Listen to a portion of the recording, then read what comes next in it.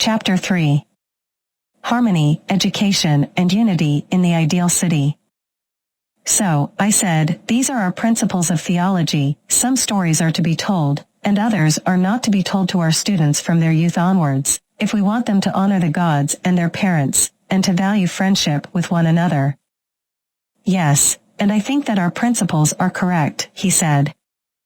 But if they are to be courageous, must they not learn other lessons besides these, and lessons of such a kind as will take away the fear of death? Can anyone be courageous who has the fear of death in him? Certainly not, he said. And can he be fearless of death, or will he choose death in battle rather than defeat and slavery, who believes the underworld to be real and terrible? Impossible. Then we must have control over the storytellers of this kind of tales as well as the others, and ask them not simply to criticize, but rather to praise the underworld, indicating to them that their descriptions are untrue and will harm our future warriors. That will be our duty, he said. Then, I said, we will have to remove many objectionable passages, starting with the verses, I would rather be a serf on the land of a poor and destitute man than rule over all the dead who have come to nothing. We must also remove the verse which tells us how Plato feared, lest the grim and squalid abodes, which the gods detest, should be seen by both mortals and immortals. And again, O heavens! Truly in the house of Hades there is soul and ghostly form, but no mind at all. Again of Tiresias, even after death, Persephone granted him mind, that he alone should be wise, but the other souls are fleeting shades. Again, the soul, departing from the body, had gone to Hades, lamenting her fate, leaving manhood and youth. Again, and the soul, with a shrill cry, passed like smoke beneath the earth. And, like bats in the hollow of a mysterious cave, whenever any of them has fallen out of the string and falls from the rock, they fly with a shrill cry and cling to one another, so did they with a shrill cry hold together as they moved. And we must ask Homer and the other poets not to be angry if we remove these and similar passages, not because they are unpoetic or unappealing to the popular ear, but because the more poetic charm they have, the less suitable they are for the ears of boys and men who are meant to be free, and who should fear slavery more than death. Undoubtedly. Also, we must reject all the terrifying and horrifying names that describe the underworld, Cocytus and Styx, ghosts under the earth, and lifeless shades, and any similar words that cause a shudder to pass through the deepest part of the soul of the listener. I am not saying that these horrible stories may not have some use, but there is a danger that the nerves of our guardians may become too sensitive and weak because of them. There is a real danger, he said. Then we must have no more of them. True. Another and a nobler song must be composed and sung by us. Clearly. And shall we proceed to get rid of the weeping and wailing of famous men? They will go along with the rest. But will we be right in getting rid of them? Consider, our principle is that a good man will not consider death to be terrible for any other good man who is his comrade. Yes, that is our principle. And therefore, he will not mourn for his departed friend as if he had suffered something terrible? He will not.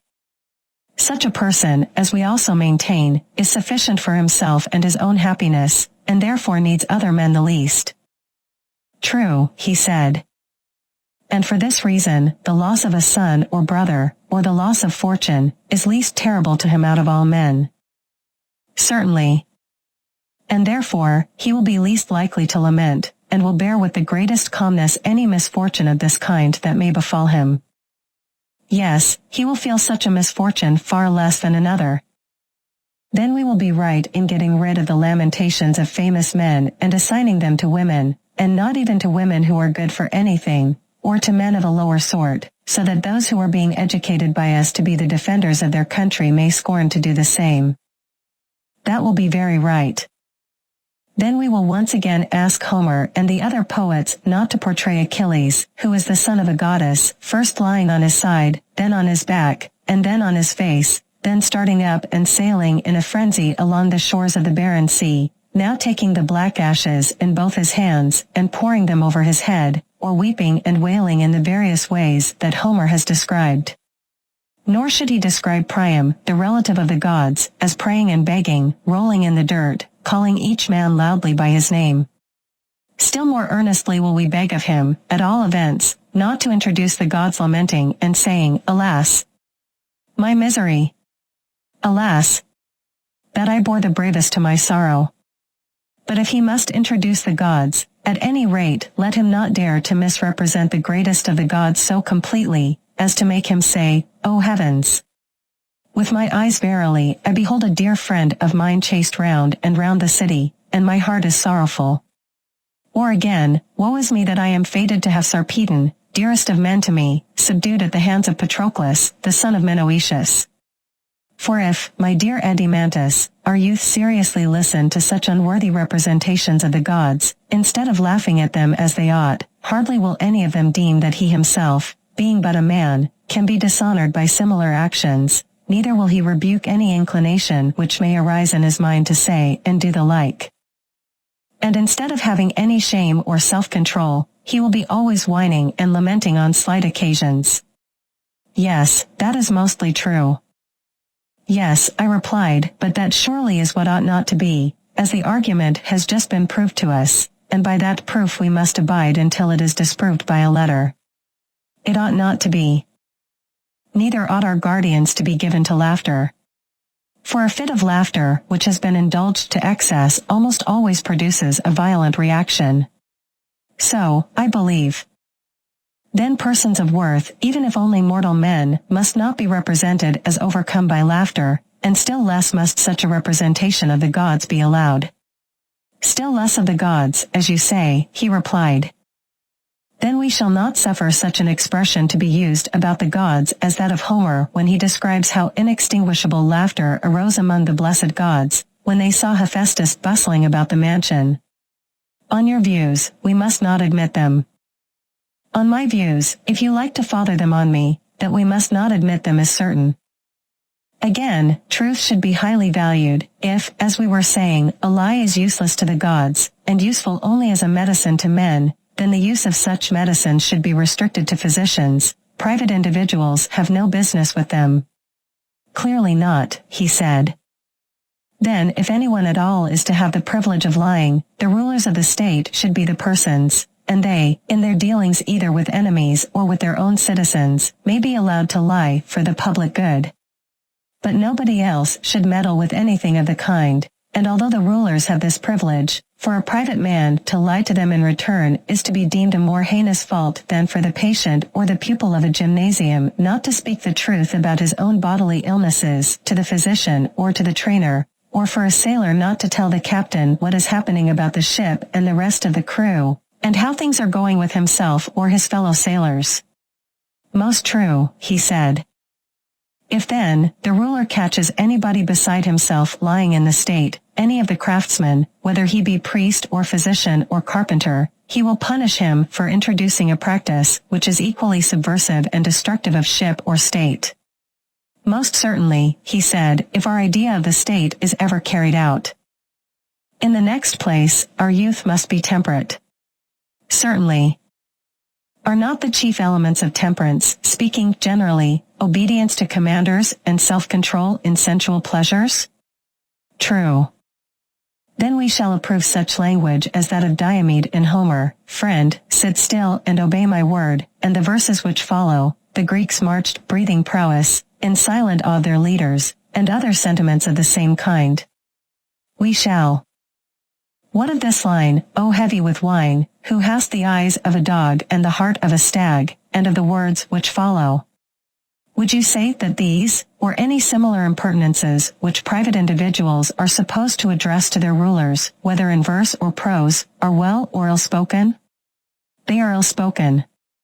They may very possibly afford some amusement, but they do not conduce to temperance. And therefore, they are likely to do harm to our young men. You would agree with me there? Yes.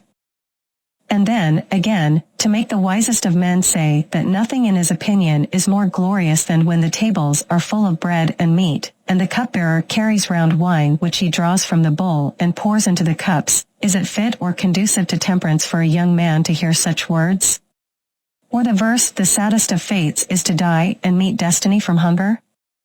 What would you say again to the tale of Zeus, who, while other gods and men were asleep and he the only person awake, lay devising plans, but forgot them all in a moment through his lust, and was so completely overcome at the sight of Hera that he would not even go into the hut, but wanted to lie with her on the ground, declaring that he had never been in such a state of rapture before, even when they first met one another without the knowledge of their parents, or that other tale of how Hephaestus, because of similar goings-on, cast a chain around Ares and Aphrodite?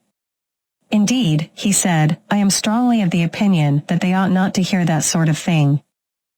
But any acts of endurance which are done or told by famous individuals, these they ought to see and hear, as, for example, what is said in the verses, he struck his chest, and thus reproached his heart, endure, my heart, far worse hast thou endured. Certainly, he said. In the next place, we must not let them be receivers of gifts or lovers of money. Certainly not. Neither must we sing to them of gifts persuading gods, and persuading reverend kings. Neither is Phoenix, the tutor of Achilles, to be approved or deemed to have given his pupil good counsel when he told him that he should take the gifts of the Greeks and assist them, but that without a gift he should not lay aside his anger. Neither will we believe or acknowledge Achilles himself to have been such a lover of money that he took Agamemnon's gifts, or that when he had received payment he restored the dead body of Hector, but that without payment he was unwilling to do so. Undoubtedly, he said, these are not sentiments which can be approved. Loving Homer as I do, I hardly like to say that in attributing these feelings to Achilles, or in believing that they are truly attributed to him, he is guilty of downright impiety. As little can I believe the narrative of his insolence to Apollo, where he says, Thou hast wronged me, so far darter, most abominable of deities.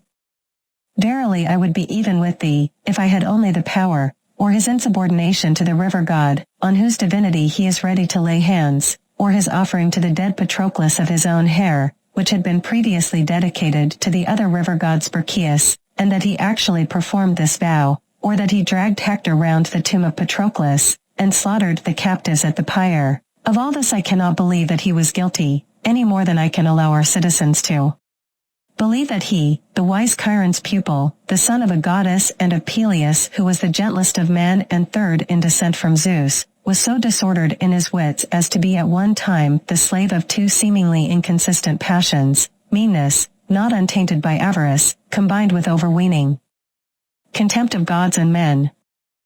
You are quite right, he replied.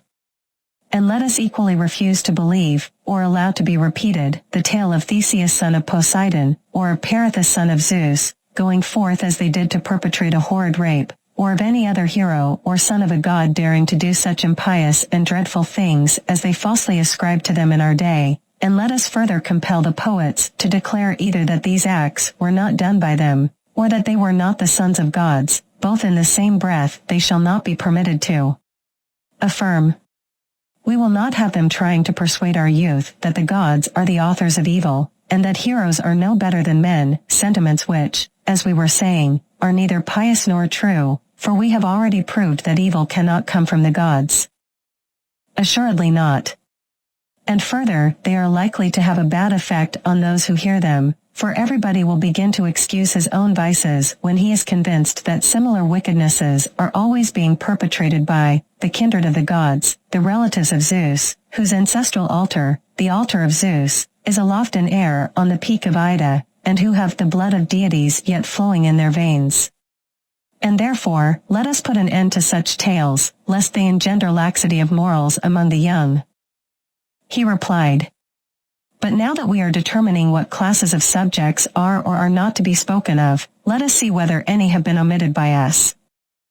The way gods and demigods and heroes and the world below should be treated has been already laid down. Very true. And what shall we say about men? That is clearly the remaining portion of our subject. Clearly so. But we are not in a condition to answer this question at present, my friend. Why not?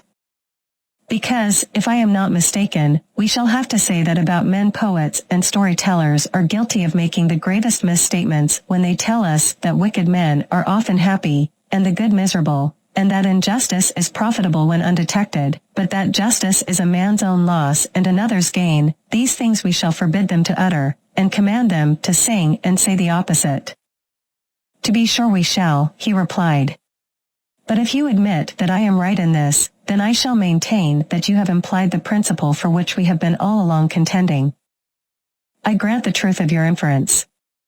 That such things are or are not to be said about men is a question which we cannot determine until we have discovered what justice is, and how naturally advantageous to the possessor, whether he seem to be just or not. Most true, he said. Enough of the subjects of poetry, let us now speak of the style, and when this has been considered, both matter and manner will have been completely treated. I do not understand what you mean, said Adeimantus. Then I must make you understand, and perhaps I may be more intelligible if I put the matter in this way. You are aware, I suppose, that all mythology and poetry is a narration of events, either past, present, or to come? Certainly, he replied. And narration may be either simple narration, or imitation, or a union of the two. That again, he said, I do not quite understand. I fear that I must be a ridiculous teacher when I have so much difficulty in making myself apprehended. As a poor speaker, I will not cover the entire subject, but will give an example to illustrate my point. You are familiar with the opening lines of the Iliad, where the poet tells the story of Chryses, who pleaded with Agamemnon to release his daughter. Agamemnon became angry with Chryses, and when he failed to achieve his objective, Chryses invoked the anger of the gods against the Achaeans. From these lines until and he prayed all the Greeks, but especially the two sons of Atreus, the chiefs of the people, the poet is speaking in his own voice. He never suggests that he is anyone else.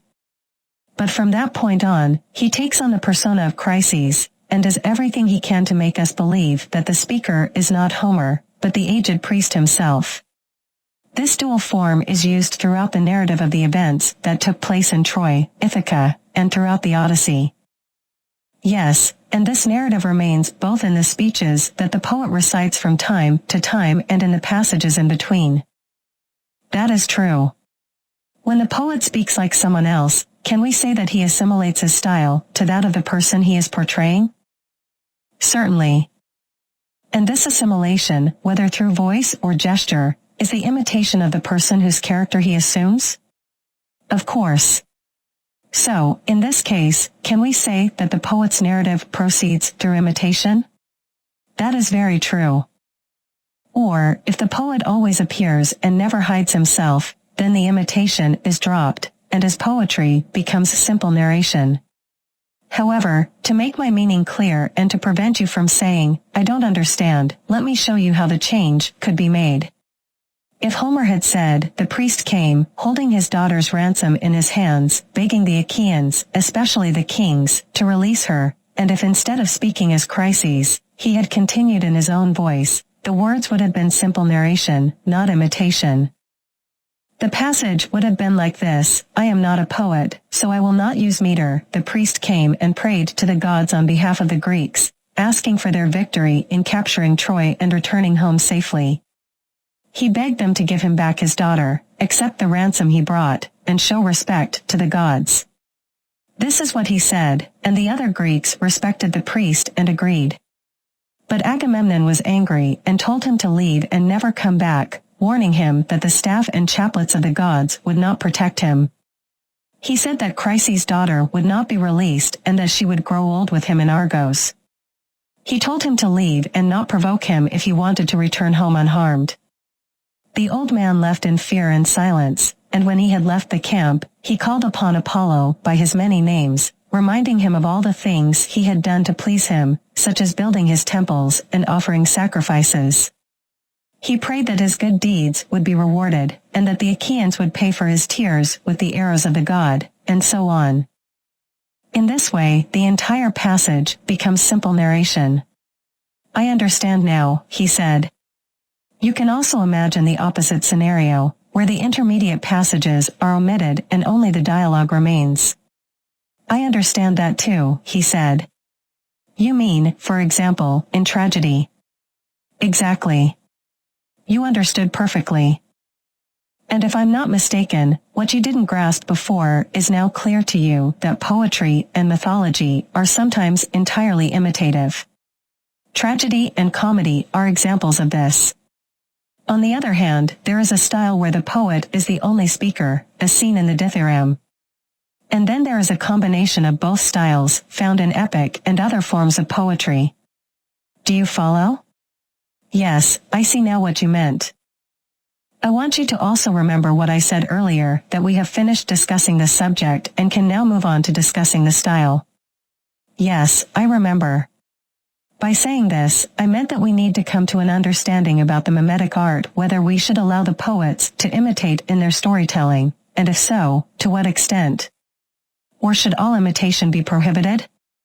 You mean, I suspect, to ask whether tragedy and comedy should be allowed in our society? Yes, that's what I mean. But there may be more to it than just that. I'm not sure yet, but we will follow the argument wherever it leads us. And we will go, he said. So, Adeimantus, let me ask you, should our guardians be imitators? Or has this question already been answered by the rule that states that one person can only do one thing well, and not many things? If they try to do many things, they will not gain much reputation in any of them. Certainly. And this is also true for imitation. One person cannot imitate many things as well as they would imitate a single thing. That's right. So, it is unlikely that the same person can play a serious role in life and be an imitator who imitates many other roles. Even when two types of imitation are closely related, the same person cannot succeed in both. For example, the writers of tragedy and comedy, you called them imitations earlier, didn't you? Yes, I did. And you are correct in saying that the same person cannot succeed in both. Can anyone be both a poet and an actor at the same time? No, they cannot. Comedic and tragic actors are not the same, but they are both imitations. That is true. Human nature, Adeimantus, seems to be divided into even smaller parts, and is as incapable of imitating many things as it is of performing the actions that the imitations copy. That is very true, he replied. So, if we stick to our original idea and remember that our guardians, putting aside all other tasks, are dedicated solely to maintaining freedom in the state, making this their craft, and engaging in no work that does not contribute to this end, they should not practice or imitate anything else. If they do imitate, they should only imitate from a young age those characters that are suitable for their profession, the brave, temperate, holy, free, and the like. But they should not depict or be skilled at imitating any kind of meanness or baseness, lest they become what they imitate. Have you not observed how imitations, starting in early youth, and continuing throughout life, eventually become habits and second nature, affecting the body, voice, and mind? Yes, certainly, he said. Then, I said, we will not allow those for whom we profess to care and whom we say should be good men, to imitate a woman, whether young or old, quarreling with her husband, or boasting and arguing against the gods in her conceit of happiness, or when she is in affliction, sorrow, or weeping. And certainly not one who is sick, in love, or in labor. Very true, he said. They must not portray slaves, male or female, performing the duties of slaves either. They must not. And surely not bad men, whether cowards or any others, who do the opposite of what we have just been prescribing, who scold or mock or insult one another while drinking or not, or who in any other way sin against themselves and their neighbors in word or deed, as those types of people do. They should not be trained to imitate the actions or speech of men or women who are mad or bad, for madness, like vice, is to be known but not practiced or imitated. Very true, he replied. Nor may they imitate blacksmiths or other artisans, or rowers, or boatswains, or anything like that? I asked. How can they, when they are not allowed to dedicate their minds to any of these occupations, he said. Nor may they imitate the neighing of horses, the bellowing of bulls, the murmur of rivers and the sound of the ocean, thunder, and all those sorts of things? I continued. No, if madness is forbidden, they may not imitate the behavior of madmen either, he said. You mean, I said, if I understand you correctly, that there is one type of narrative style that may be used by a truly good man when he has something to say, and another type that will be used by a man of the opposite character and education. And what are these two types? He asked. Suppose I answered that a just and good man comes across a saying or action of another good man during a narration. I would imagine that he would like to portray him and would not be ashamed of this type of imitation. He will be most ready to play the part of the good man when he is acting firmly and wisely, to a lesser extent when he is overtaken by illness or love or drink or has encountered any other disaster. But when he encounters a character that is unworthy of him, he will not study that character. He will disdain such a person and will only assume their likeness for a moment when he is performing a good action. At other times, he will be ashamed to play a part that he has never practiced, and he would not like to shape himself after the baser models. He feels that the use of such an art, unless in jest, is beneath him, and his mind revolts against it. So, I would expect, he replied. Then he will adopt a mode of narration, such as we have illustrated from Homer, that is to say, his style will be both imitative and narrative, but there will be very little of the former and a great deal of the latter. Do you agree? Certainly, he said, that is the model that such a speaker must necessarily follow. But there is another type of character who will narrate anything, and the worse he is, the more unscrupulous he will be. Nothing will be too bad for him, and he will be ready to imitate anything, not as a joke, but in all seriousness and in front of a large audience. As I was just saying, he will attempt to imitate the sound of thunder, the noise of wind and hail, or the creaking of wheels and pulleys, and the various sounds of flutes, pipes, trumpets, and all sorts of instruments. He will bark like a dog, bleat like a sheep, or crow like a cock. His entire art will consist of imitation of voice and gesture, and there will be very little narration. That will be his mode of speaking. So, these are the two types of style? I asked. Yes, he confirmed. And you would agree with me in saying that one of them is simple and has only slight changes. And if the harmony and rhythm are also chosen for their simplicity, the result is that the speaker, if he speaks correctly, will always be pretty much the same in style, and he will keep within the limits of a single harmony, for the changes are not great, and in the same way, he will make use of nearly the same rhythm? That is quite true, he said. In a conversation between two individuals, one person suggests that for music and style to correspond, all kinds of harmonies and rhythms are required. The other person agrees, stating that the two styles, or a mixture of the two, encompass all poetry and forms of expression in words. They discuss whether to include all three styles or only one of the two pure styles in their state. The person suggests that only the pure imitator of virtue should be admitted, but acknowledges that the mixed style is also charming. However, they argue that the mixed style is unsuitable for their state, where human nature is not manifold. They decide that only the rougher and more severe poet or storyteller, who imitates the style of the virtuous, will be employed for the education of their soldiers.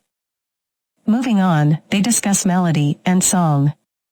One person suggests that the words, melody, and rhythm of a song should conform to the same laws. They agree that lamentation and sorrowful strains are unnecessary. They discuss which harmonies express sorrow and which ones are soft or drinking harmonies. They conclude that the harmonies that are banished are the mixed or tenor Lydian and the full-toned or bass Lydian. They also decide that drunkenness, softness, and indolence are unbecoming for their guardians. The soft or drinking harmonies, such as the Ionian and Lydian, are deemed unfitting. The person suggests that the only harmonies left are the Dorian and Phrygian, which are warlike. The other person expresses their lack of knowledge about harmonies, but agrees to have one warlike harmony and another for times of peace and freedom of action. They discuss the characteristics of these harmonies and decide to leave the strains of necessity, freedom, courage, and temperance. These harmonies are identified as the Dorian and Phrygian harmonies. They conclude that they will not need complex scales or many stringed instruments.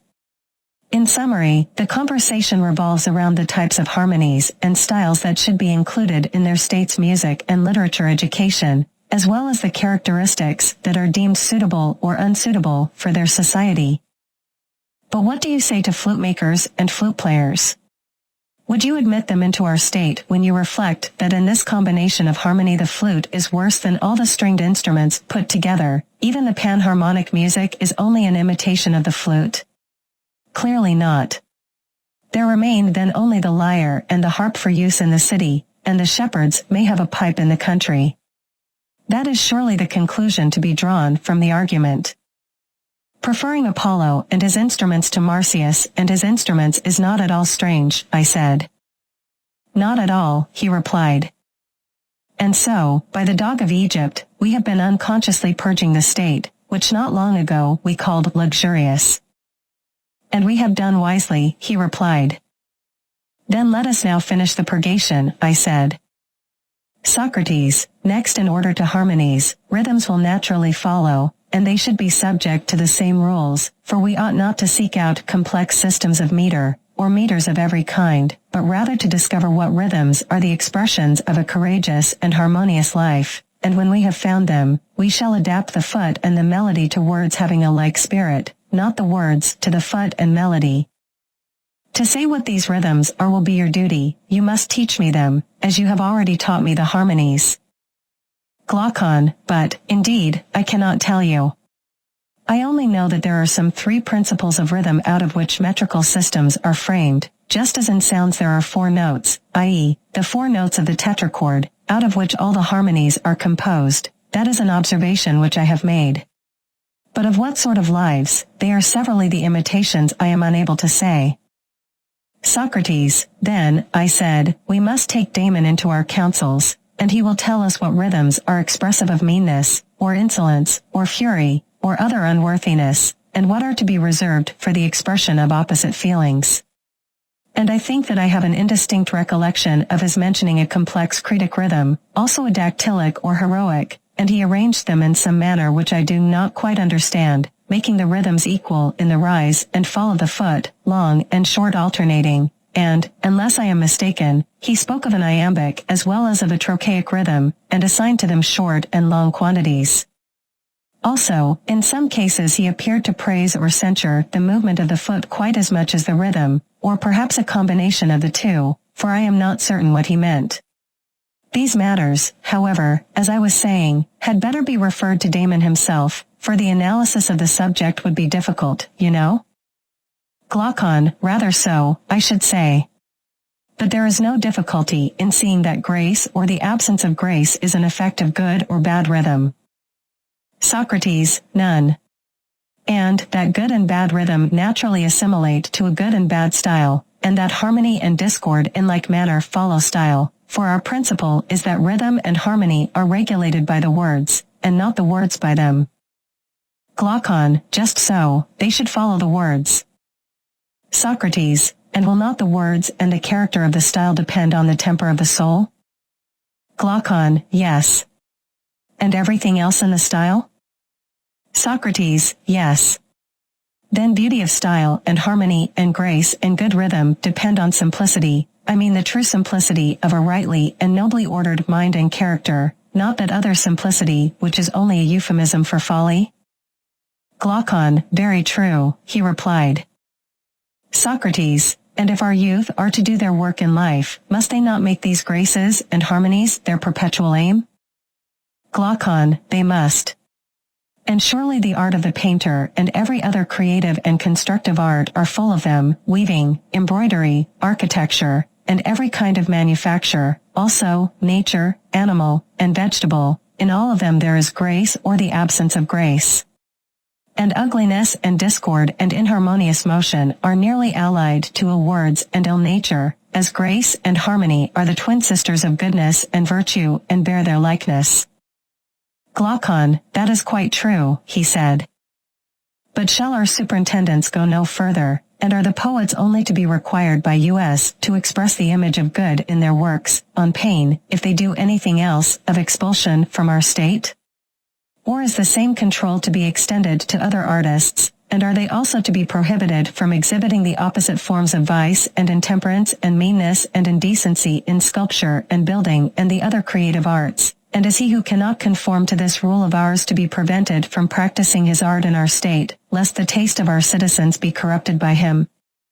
We would not have our guardians grow up amid images of moral deformity, as in some noxious pasture, and their browse and feed upon many a baneful herb and flower day by day, little by little, until they silently gather a festering mass of corruption in their own soul.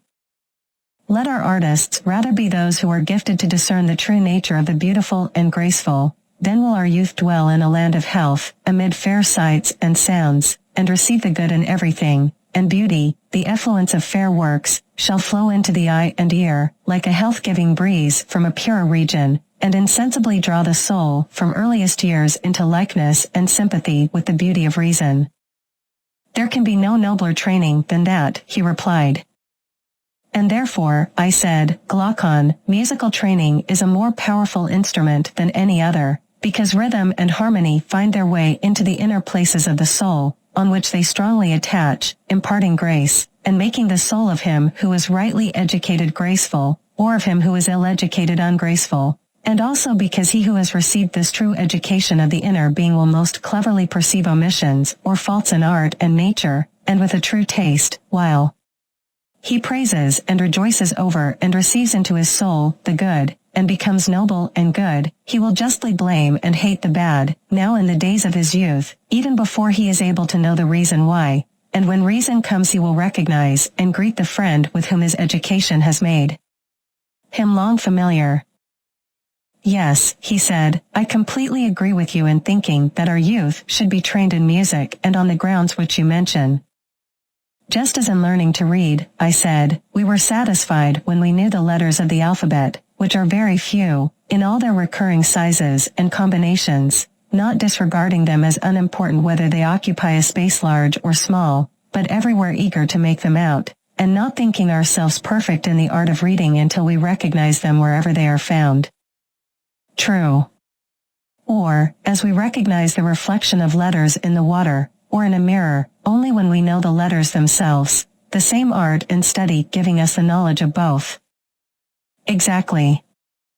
Even so, as I maintain, neither we nor our guardians, whom we have to educate, can ever become musical until we and they know the essential forms of temperance, courage, liberality, magnificence, and their kindred, as well as the contrary forms, in all their combinations, and can recognize them and their images wherever they are found, not disregarding them either in small things or great, but believing them all to be within the sphere of one art and study. Most assuredly. And when a beautiful soul harmonizes with a beautiful form, and the two are cast in one mold, that will be the fairest of sights to him who has an eye to see it. The fairest indeed. And the fairest is also the loveliest? That may be assumed. And the man who has the spirit of harmony will be most in love with the loveliest, but he will not love him who is of an inharmonious soul. That is true, he replied, if the deficiency be in his soul, but if there be any merely bodily defect in another, he will be patient of it, and will love all the same. I perceive, I said, that you have or have had experiences of this sort, and I agree. But let me ask you another question. Has excess of pleasure any affinity to temperance? How can that be? He replied, pleasure deprives a man of the use of his faculties quite as much as pain. Or any affinity to virtue in general? None whatever. Any affinity to wantonness and intemperance? Yes, the greatest. And is there any greater or keener pleasure than that of sensual love? No, nor a matter. Whereas true love is a love of beauty and order, temperate and harmonious? Quite true, he said. Then no intemperance or madness should be allowed to approach true love? Certainly not. Then mad or intemperate pleasure must never be allowed to come near the lover and his beloved, neither of them can have any part in it if their love is of the right sort. No, indeed, Socrates, it must never come near them. Then I suppose that in the city which we are founding you would make a law to the effect that a friend should use no other familiarity to his love than a father would use to his son, and then only for a noble purpose, and he must first have the other's consent, and this rule is to limit him in all his intercourse, and he is never to be seen going further, or, if he exceeds, he is to be deemed guilty of coarseness and bad taste. I completely agree, he said. Thus, much of music, which makes a fair ending, for what should be the end of music if not the love of beauty? I agree, he said. After music comes gymnastics, in which our youth are next to be trained. Certainly. Gymnastic as well as music should begin in early years, the training in it should be careful and should continue through life.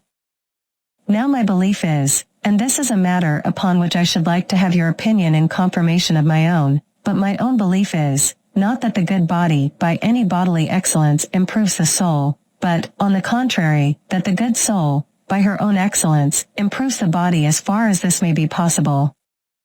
What do you say? Yes, I agree. Then, to the mind when adequately trained, we shall be right in handing over the more particular care of the body, and in order to avoid prolixity, we will now only give the general outlines of the subject. Very good. That they must abstain from intoxication has been already remarked by us, for of all persons a guardian should be the last to get drunk and not know where in the world he is. Yes, he said, that a guardian should require another guardian to take care of him is ridiculous indeed. But next, what shall we say of their food, for the men are in training for the great contest of all, are they not? Yes, he said. And will the habit of body of our ordinary athletes be suited to them? Why not? I am afraid, I said, that a habit of body such as they have is but a sleepy sort of thing, and rather perilous to health. Do you not notice that these athletes waste their lives sleeping, and are susceptible to dangerous illnesses if they deviate even slightly from their usual routine? Yes, I do. Then, I said, our warrior athletes will require a more refined type of training. They must be like alert dogs, with the sharpest senses. They will have to endure many changes in water and food, as well as extreme temperatures during campaigns, and they must not be prone to health issues. That is my opinion. The truly excellent physical training is like the simple music we were just discussing. How so? Well, I believe there is a type of physical training that, like our music, is simple and good. This is especially true for military training. What do you mean? You can learn what I mean from Homer.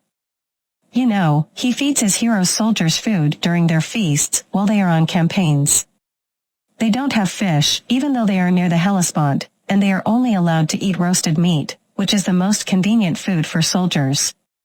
It only requires them to light a fire and does not involve the hassle of carrying pots and pans.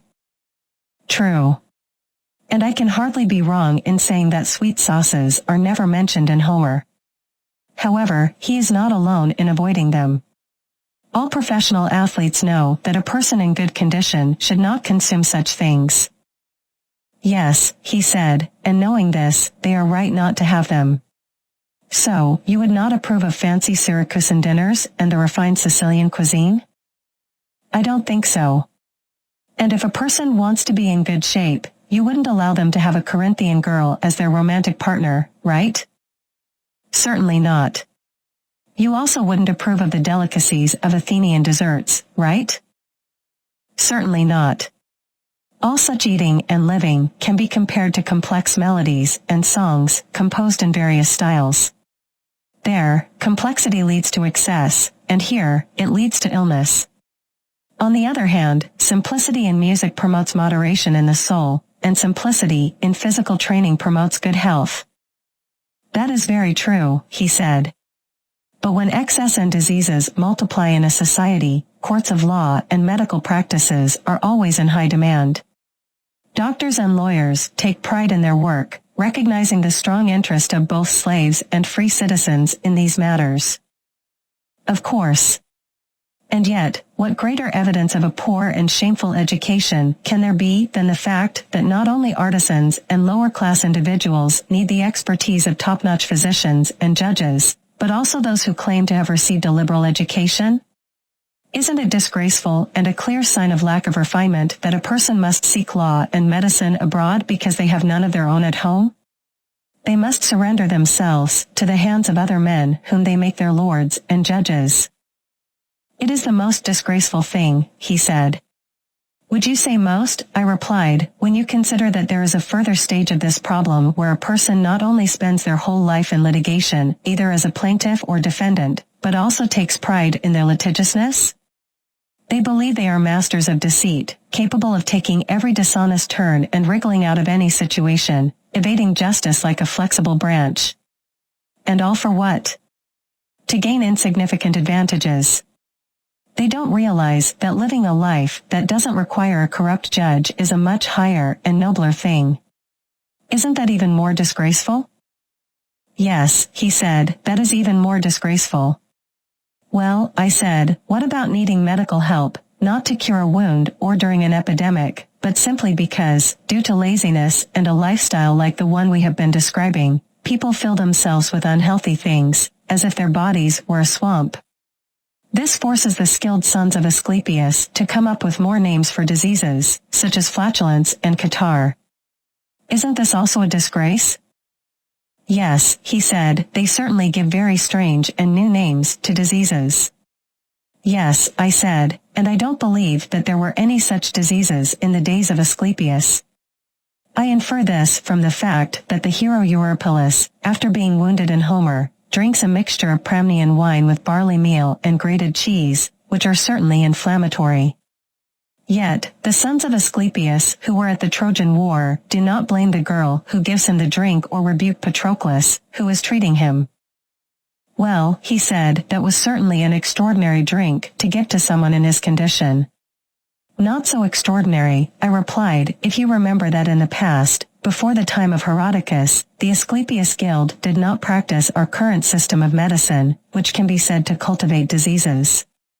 But Herodicus, being a trainer himself and having a weak constitution, discovered a way to torture himself and the rest of the world through a combination of training and medicine. How so? He said. By inventing a slow death. He had a terminal illness that he constantly tended to. Since there was no chance of recovery, he lived his entire life as a sickly person. He could do nothing but take care of himself, and he was in constant agony whenever he deviated from his usual routine. So, he suffered until old age, thanks to his knowledge of medicine.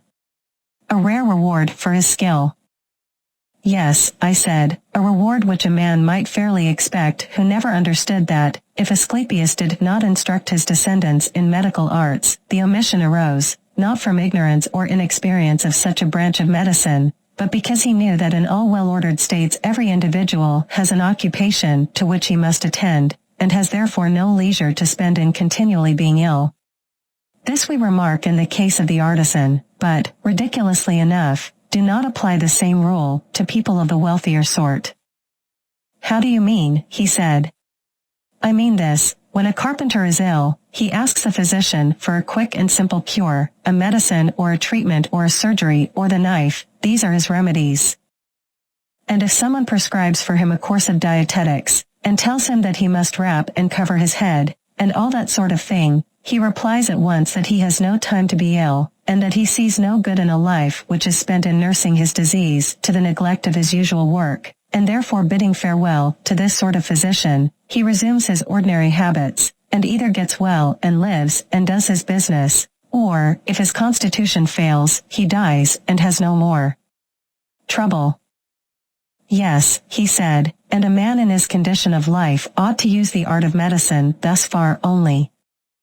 Has he not, I said, an occupation, and what profit would there be in his life if he were deprived of his occupation? Quite true, he said.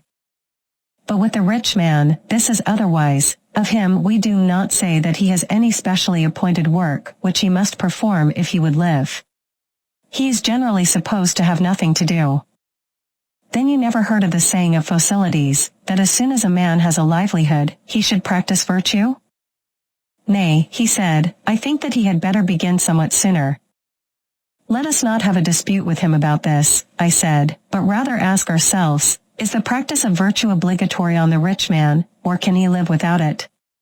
And if obligatory on him, then let us raise a further question, whether this treatment of disorders, which is an impediment to the application of the mind in carpentry and the mechanical arts, does not equally stand in the way of the sentiment of facilities? Of that, he replied, there can be no doubt. Such excessive care of the body, when carried beyond the rules of exercise, is most inimical to the practice of virtue.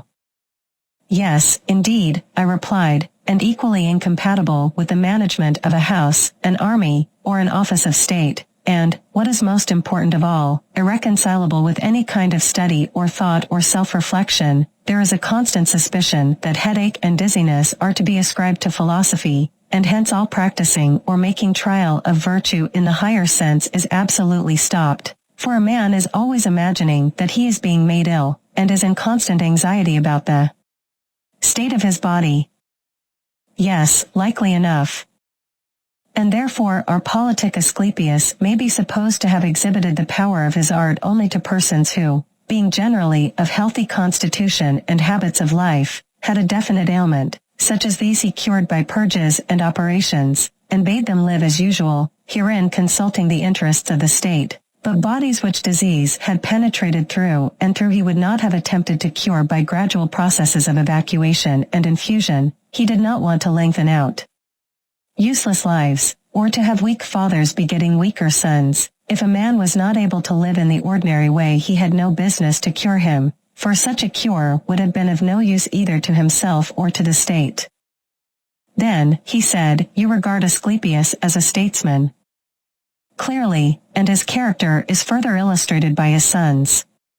Note that they were heroes in the days of old and practiced the medicines of which I am speaking at the siege of Troy. You will remember how, when Pandarus wounded Menelaus, they sucked the blood out of the wound, and sprinkled soothing remedies, but they never prescribed what the patient was afterwards to eat or drink in the case of Menelaus, any more than in the case of Eurypylus. The remedies, as they conceived, were enough to heal any man who before he was wounded was healthy and regular in his habits, and even though he did happen to drink a posset of Pramnian wine, he might get well all the same.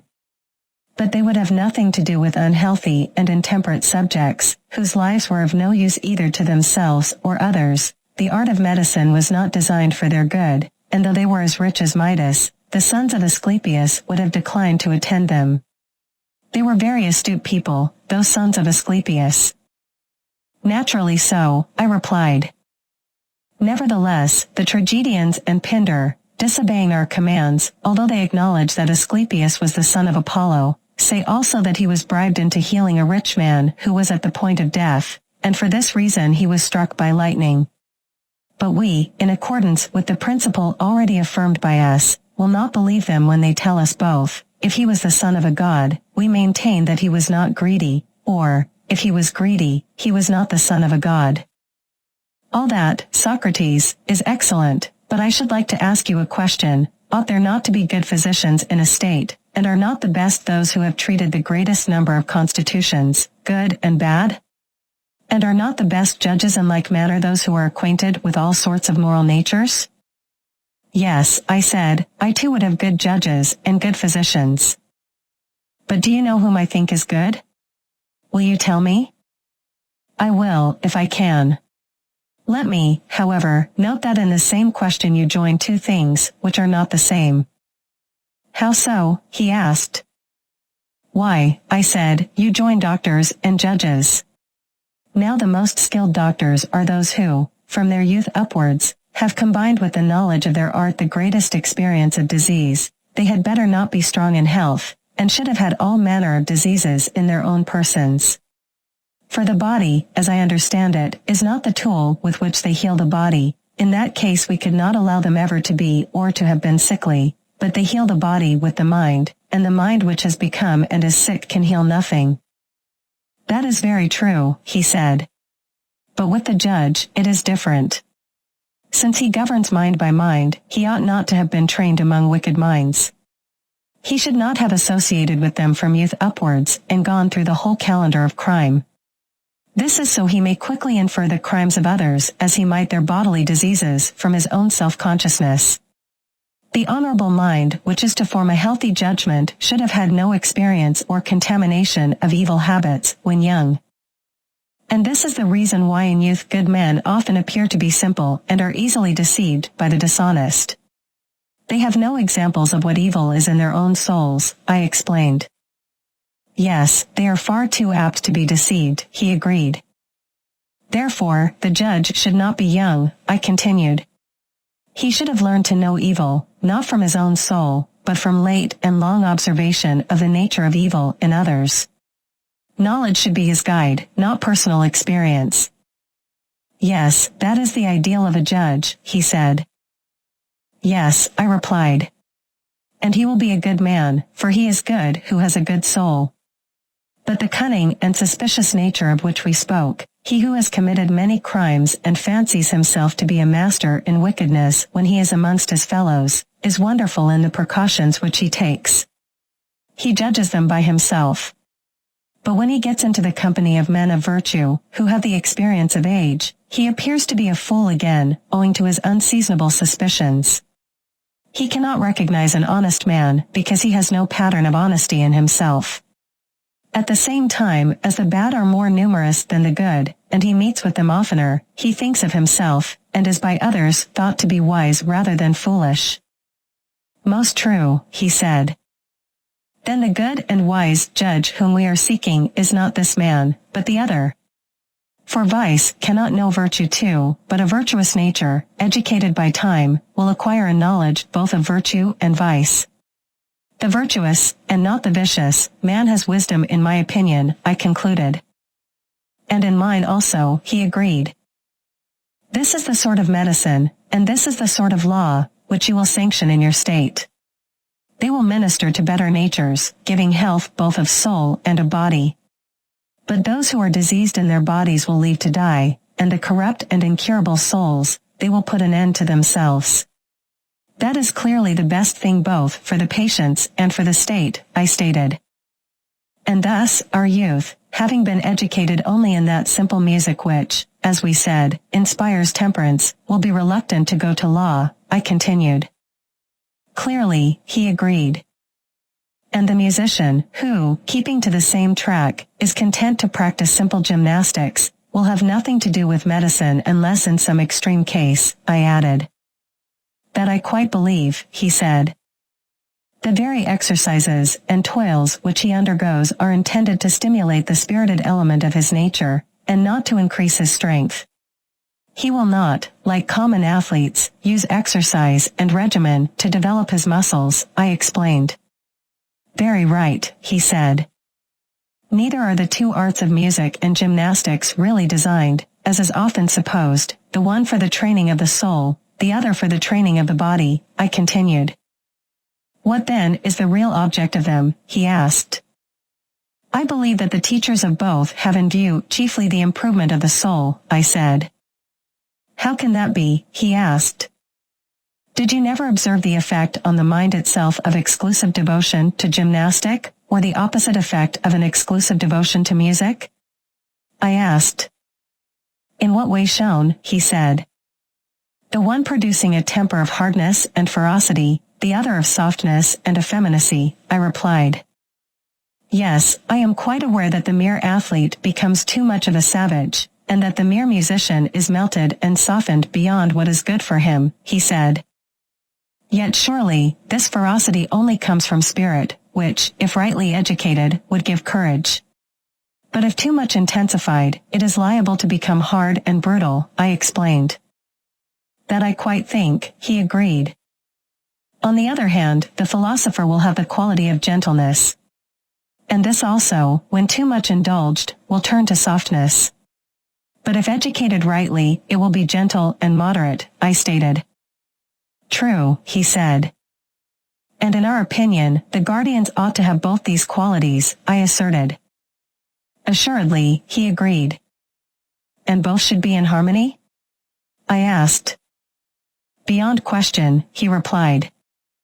And the harmonious soul is both temperate and courageous? I inquired. Yes, he answered. And the inharmonious is cowardly and boorish? I asked. Very true, he replied.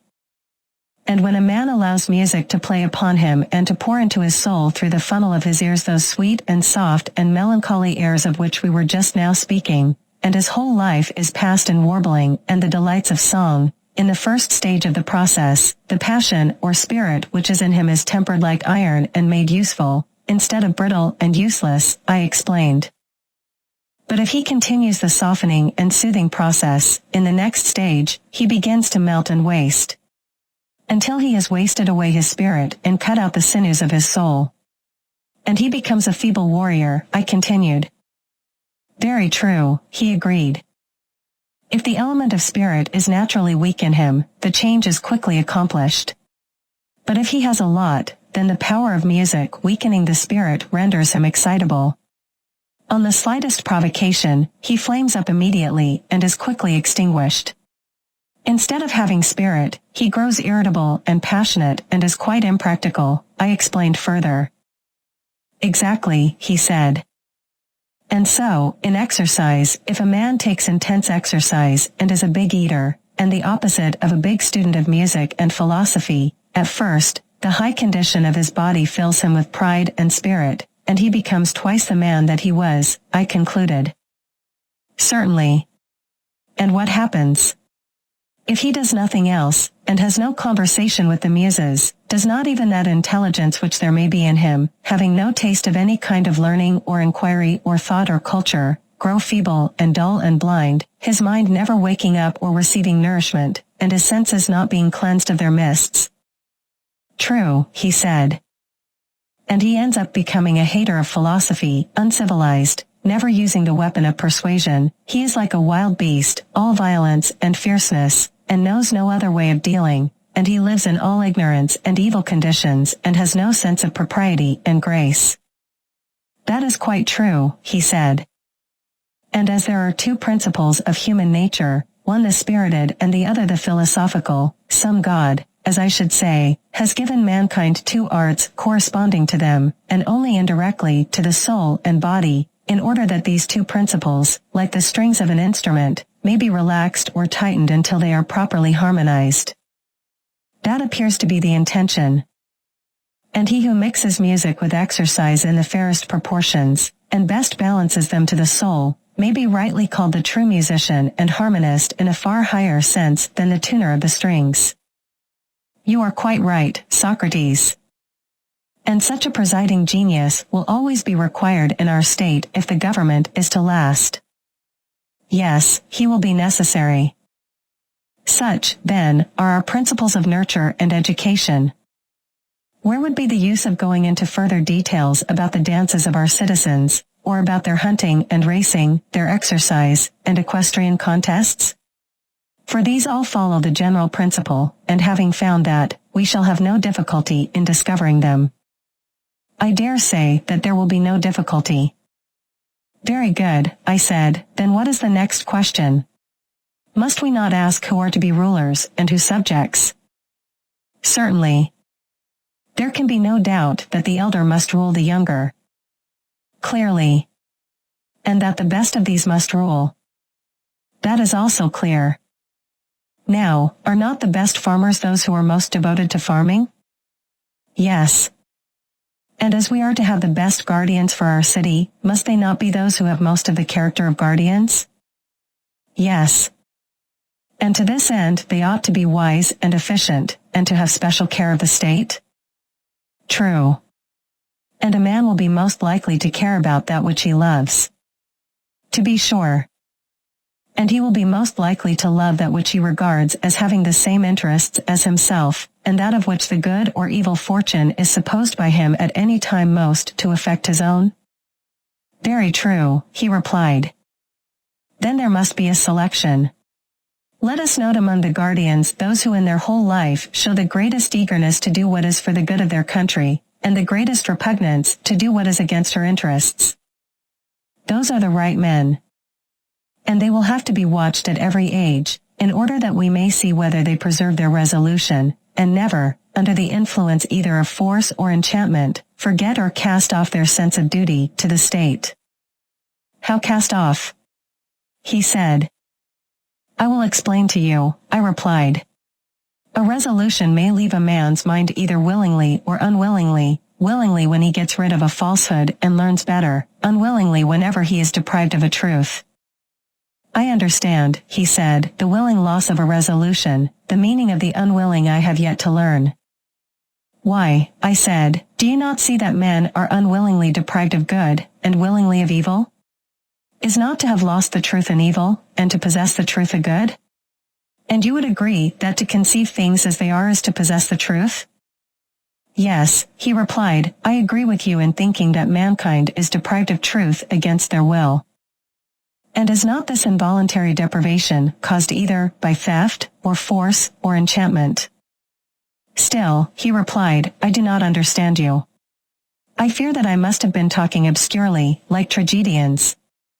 I only mean that some men are changed by persuasion and that others forget. Argument steals away the hearts of one class, and time of the other, and this I call theft. Now you understand me. Yes. Those again who are forced, are those whom the violence of some pain or grief compels to change their opinion. I understand, he said, and you are quite right. And you would also acknowledge that the enchanted are those who change their minds either under the softer influence of pleasure, or the sterner influence of fear? Yes, he said, everything that deceives may be said to enchant. Therefore, as I was just now saying, we must inquire who are the best protectors of their own conviction that what they think the interest of the state is to be the rule of their lives. We must watch them from their youth upwards and make them perform actions in which they are most likely to forget or to be deceived, and he who remembers and is not deceived is to be selected, and he who fails in the trial is to be rejected. That will be the way. Yes. And there should also be challenges and hardships and conflicts prescribed for them, in which they will be made to give further proof of the same qualities. Yes, you are right, he replied. And then, I said, we must test them with illusions, which is the third type of test, and see how they behave. Just like those who test young horses in noisy and chaotic environments to see if they are timid, we must expose our youth to some kind of terror and then again to pleasures. We must test them more thoroughly than gold is tested in a furnace, to determine if they are immune to illusions and always carry themselves with nobility. They must be capable of protecting themselves and the music they have learned and maintain a rhythmic and harmonious nature in all circumstances. This will be most beneficial for both the individual and the state. And those who, at every stage of life, have successfully passed these trials and remained pure, shall be appointed as rulers and protectors of the state. They shall be honored in life and death and receive the highest honors and memorials. But those who fail, we must reject. I believe that this is the way our rulers and protectors should be chosen and appointed, in general terms, of course. I agree with you, speaking generally, he said. And perhaps the term protector should be applied specifically to this higher class, who protect us from foreign enemies and maintain peace among our citizens. The young men we previously referred to as protectors may be more appropriately designated as auxiliaries and supporters of the ruler's principles. I agree with you, he said. So, how can we devise one of those necessary falsehoods we spoke of earlier? Just one royal lie that may deceive the rulers, and perhaps the rest of the city as well? What kind of lie? He asked. Nothing new, I replied.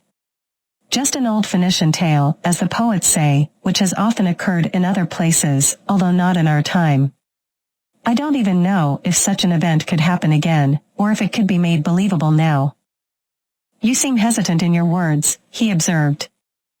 You won't be surprised, I replied, when you hear what I have to say. Speak, he said, and don't be afraid. Well then, I will speak, even though I don't know how to look you in the face or find the right words to express the audacious fiction I am about to propose. I suggest that we gradually communicate this fiction, first to the rulers, then to the soldiers, and finally to the people. We will tell them that their youth was a dream, and the education and training they received from us was only an illusion. During that time, they were being formed and nurtured in the womb of the earth. They and their weapons and belongings were manufactured there. When they were complete, the earth, their mother, sent them up. Therefore, their country, being their mother and nurse, they are obligated to work for her good and defend her against attacks.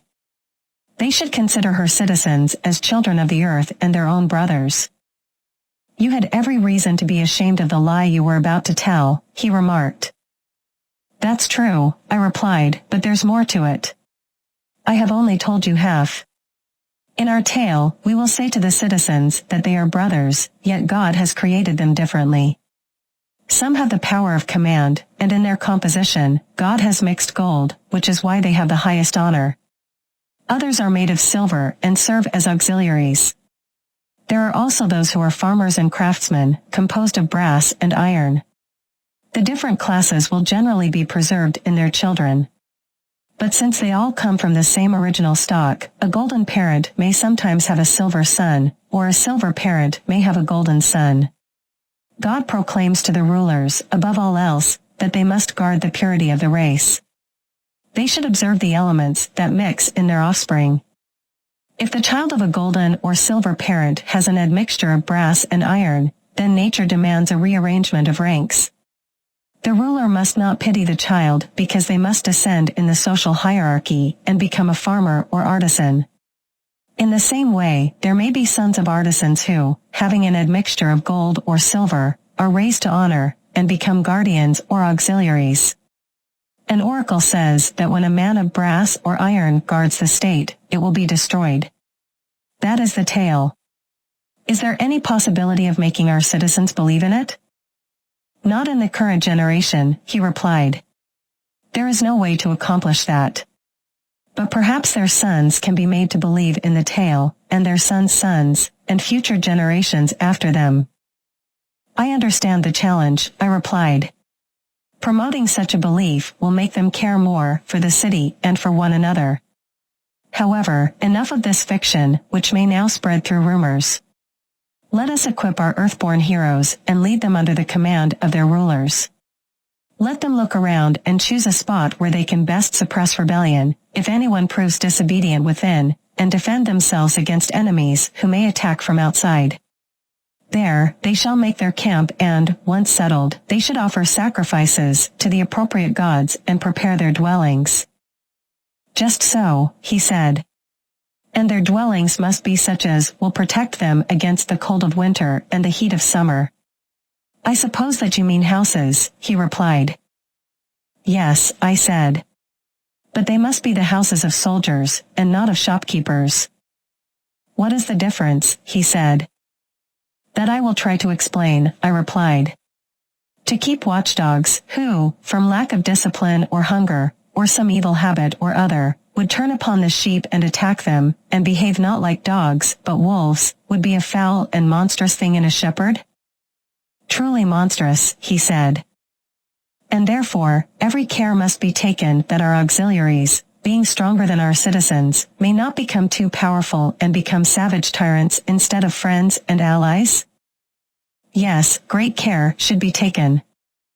And would not a truly good education provide the best safeguard? But they are well educated already, he replied. I cannot be so confident, my dear Glaucon. I said, I am much more certain that they ought to be, and that true education, whatever that may be, will have the greatest tendency to civilize and humanize them in their relations to one another, and to those who are under their protection. Very true, he replied.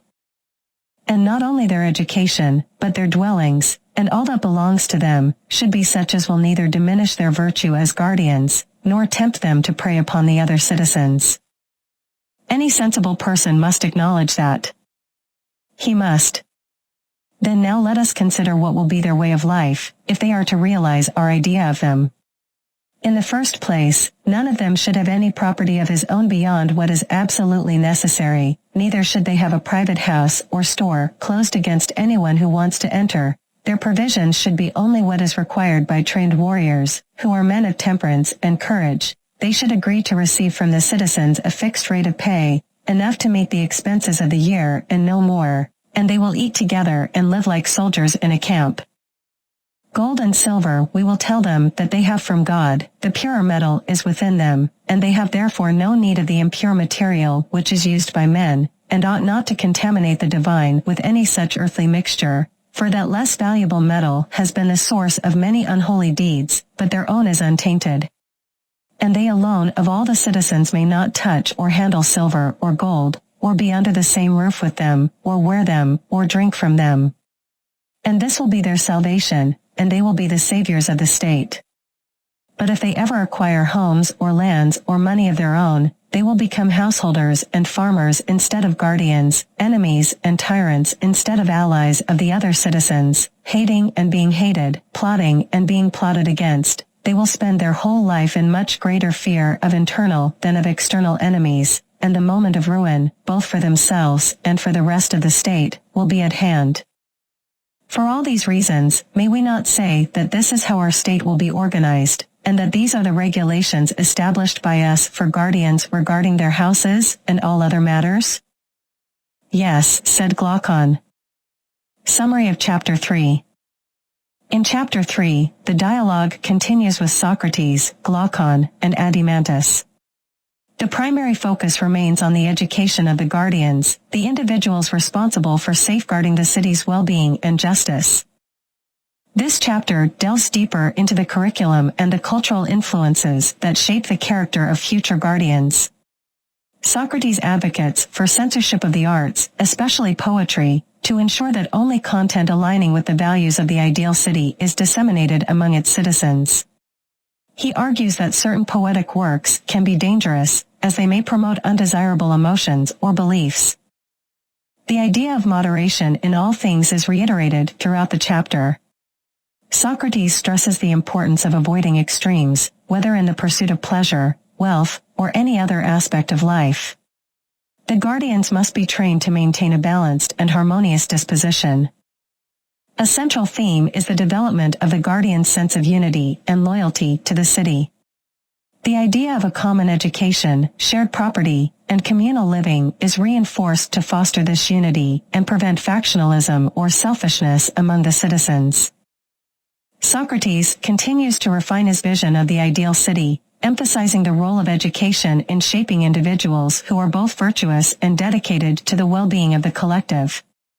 The discussion of music and poetry as tools for moral education is particularly noteworthy, as is the ongoing exploration of the city's social structure.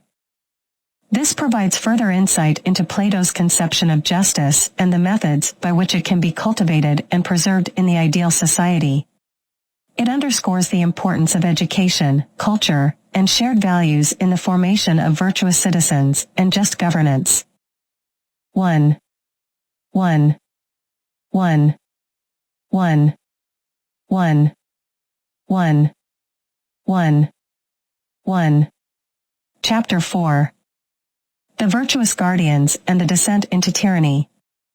Adeimantus asked a question, "How would you respond, Socrates," said he, "if someone were to say that you are making these people miserable, and that they are the cause of their own unhappiness? The city in fact belongs to them, but they are none the better for it, whereas other men acquire lands, and build large and beautiful houses, and have everything luxurious around them, offering sacrifices to the gods for their own benefit, and practicing hospitality, moreover, as you were saying just now, they have gold and silver, and all that is usual among the fortunate, but our poor citizens are no better than mercenaries who are stationed in the city and are always on guard." "Yes," I said, "and you may add that they are only fed, and not paid in addition to their food, like other men, and therefore they cannot, if they would, take a pleasure trip. They have no money to spend on a mistress or any other luxurious fancy, which, as the world goes, is considered happiness," and many other accusations of the same kind could be added. "But," said he, "let us suppose all this to be included in the charge." "You mean to ask," I said, "what will be our response?" "Yes. If we continue along the old path, my belief," I said, "is that we shall find the answer. And our answer will be that, even as they are, our guardians may very well be the happiest of men, but that our goal in founding the state was not the disproportionate happiness of any one class, but the greatest happiness of the whole.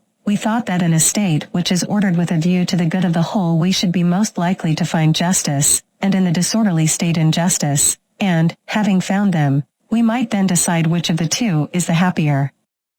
Currently, I understand that we are constructing a happy society, not piece by piece, or with the intention of making a few content citizens, but later, we will examine the opposite type of society. Imagine that we were painting a statue, and someone approached us and asked, "Why don't you use the most beautiful colors on the most beautiful parts of the body? The eyes should be purple, but you have made them black." To that person we could reasonably reply, "Sir, you surely don't want us to enhance the eyes to such an extent that they are no longer recognizable as eyes. Instead, consider whether by giving each feature its proper proportion, we make the whole statue beautiful." And so, I say to you, don't force us to assign a kind of happiness to the guardians that would make them anything but guardians, for we could also dress our farmers in royal clothing, place golden crowns on their heads, and allow them to till the land as much as they desire, but no more. Our potters could also be allowed to relax on couches, feast by the fireplace, pass around the wineglass, and only work on pottery as much as they desire. This way, we could make every class happy, and then, as you imagine, the entire society would be happy. But don't put this idea in our heads, for if we listen to you, the farmer will no longer be a farmer, the potter will cease to be a potter, and no one will have the identity of any specific class in society. Now, this is not very important when the corruption of society and the pretense of being something you are not limited to cobblers, but when the guardians of the laws and government are only pretending to be guardians, then you can see how they disrupt the society, and on the other hand, they alone have the power to bring order and happiness to the society. We intend for our guardians to be true saviors and not the destroyers of the society, whereas our opponent is thinking of peasants at a festival, who are enjoying a life of revelry, not of citizens who are fulfilling their duties to the society. But, if that's the case, we have different intentions, and he is talking about something that is not a society. Therefore, we must consider whether, when appointing our guardians, we should prioritize their individual happiness or whether this principle of happiness resides in society. But if the latter is true, then the guardians, auxiliaries, and all others equally, must be compelled or persuaded to do their own work in the best possible way. And thus, the entire society will develop in a noble order, and the different classes will receive the level of happiness that nature assigns to them. Socrates, I believe you are correct. I wonder if you will agree with another observation that comes to mind. Adeimantus, what might that be? Socrates, it appears that there are two causes for the decline of the arts. Adeimantus, what are they? Socrates, wealth, I said, and poverty. Adeimantus, how do they affect the arts? Socrates, the process is as follows. When a potter becomes rich, do you think he will continue to put the same effort into his craft? Adeimantus, certainly not. He will become more and more lazy and careless. Socrates, absolutely. And as a result, he will become a worse potter? Adeimantus, yes, he will greatly deteriorate. But on the other hand, if he has no money and cannot afford tools or equipment, he will not work as well himself, nor will he teach his sons or apprentices to work equally well. Socrates, not. So, under the influence of either poverty or wealth, craftsmen and their work are equally susceptible to decline? Adeimantus, that is clear. Therefore, here is a discovery of new problems, I said, that the guardians will have to watch out for, or they will sneak into the city unnoticed. Adeimantus, what problems? Socrates, wealth, I said, and poverty. Wealth leads to luxury and laziness, and poverty leads to meanness and wickedness, and both lead to discontent. Adeimantus, that is very true, Socrates. But still, I would like to know how our city will be able to go to war, especially against a rich and powerful enemy, if we lack the resources for war. Socrates, there would certainly be a difficulty, I replied, in going to war against such an enemy, but there is no difficulty when there are two of them. Adeimantus, how so? Socrates, first, I said, if we must fight, our side will consist of trained warriors fighting against an army of wealthy individuals. Adeimantus, that is true. Socrates, and don't you think, Adeimantus, that a skilled boxer would easily defeat two strong and prosperous gentlemen who are not boxers? Adeimantus, hardly if they attacked him at the same time. Socrates, well, I said, what if he were able to run away and then turn around and strike the one who approached him first? And suppose he were to do this multiple times under the scorching sun, could he not, being an expert, overcome more than one stout person? Adeimantus, certainly, there would be nothing surprising about that. Socrates, and yet, rich individuals probably have a greater advantage in the science and practice of boxing than they do in military qualities. Adeimantus, quite possible. Socrates, so, we can assume that our athletes will be able to fight against 2 or 3 times their own number? Adeimantus, I agree with you, for I think you are correct. Socrates, and imagine that, before engaging in battle, our citizens send an embassy to one of the 2 cities, informing them of the truth. We neither have nor are allowed to possess silver and gold, but you may, therefore, come and assist us in war, and take the spoils of the other city, who, upon hearing these words, would choose to fight against lean and agile dogs, rather than, with the dogs on their side, fight against fat and tender sheep? Adeimantus, that is unlikely. And yet there might be a danger to the poor city if the wealth of many cities were to be consolidated into one. Socrates, but how simple of you to use the term nation at all any but our own. Adeimantus, why so? Socrates, you ought to speak of other nations in the plural number. Not one of them is a city, but many cities, as they say in the game. For indeed any city, however small, is in fact divided into 2, one the city of the poor, the other of the rich. These are at war with one another, and in either there are many smaller divisions, and you would be altogether beside the mark if you treated them all as a single nation. But if you deal with them as many and give the wealth or power or persons of the one to the others, you will always have a great many friends and not many enemies. And your nation, while the wise order which has now been prescribed continues to prevail in her, will be the greatest of nations, I do not mean to say in reputation or appearance, but indeed in truth, though she numbers not more than 1,000 defenders. A single nation, which is her equal you, will hardly find either among Hellenes or barbarians, though many that appear to be as great and many times greater. That is a lot to consider, I said. We must establish rules and regulations for all these matters. Each aspect of society requires its own set of guidelines to ensure order and fairness. Let us start with the agora, the marketplace, and the interactions between individuals. We need to establish rules for conducting business and resolving disputes. Insults and injuries must be addressed, and legal actions must be initiated when necessary. Additionally, we must establish regulations for market and harbor dues, as well as the management of markets, police, and harbors. All these aspects of society require careful attention and regulation to maintain order and ensure the smooth functioning of the city. But, oh heavens! Shall we really condescend to legislate on any of these details? I think, he said, that there is no need to impose laws about them on good men. They will figure out the necessary regulations for themselves. Yes, I said, my friend, if God will only preserve the laws which we have given them. And without divine help, said Adeimantus, they will forever continue making and amending their laws and their lives in the hope of achieving perfection. You would compare them, I said, to those invalids who, having no self-control, refuse to give up their habits of excess? Exactly. Yes, I said, and what a delightful life they lead. They are always trying different remedies and complicating their disorders, always believing that they will be cured by any remedy that anyone advises them to try. Such cases are very common, he said, with invalids of this sort. Yes, I replied, and the charming thing is that they consider him their worst enemy who tells them the truth, which is simply that unless they give up indulging in food, drink, pleasure, and idleness, no remedy will help them. Charming, he replied. I see nothing charming in getting angry with a person who tells you what is right.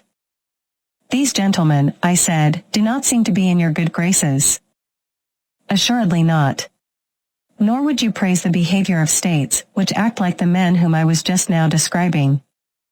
Are there not ill-ordered states in which the citizens are forbidden, under penalty of death, to alter the constitution? Yet, the person who sweetly courts those who live under this regime, indulges them, flatters them, and is skilled in anticipating and satisfying their desires, is considered a great and good statesman. Don't these states resemble the people I was describing? Yes, he said, the states are as bad as the men, and I am very far from praising them. But do you not admire, I said, the coolness and skill of these ready ministers of political corruption?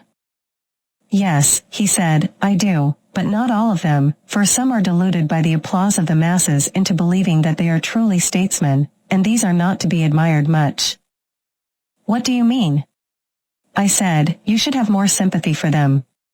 When a man cannot measure his own height, and a great many others who cannot measure declare that he is 4 cubits high, can he help believing what they say? Nay, he said, certainly not in that case. Well, then, do not be angry with them, for aren't they like actors, trying their hand at insignificant reforms such as I was describing?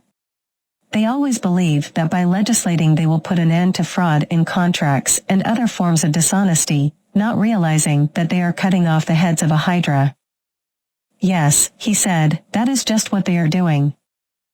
I believe, I said, that the true legislator will not concern himself with this type of legislation, whether concerning laws or the Constitution, in either an ill-ordered or well-ordered state, for in the former, they are completely useless, and in the latter, they will not be difficult to devise. Many of them will naturally follow from our previous regulations. So, what is left for us to do in terms of legislation? Nothing for us, I replied, but for Apollo, the god of Delphi, there remains the task of ordering the greatest and noblest and most important things of all. What are they? He said.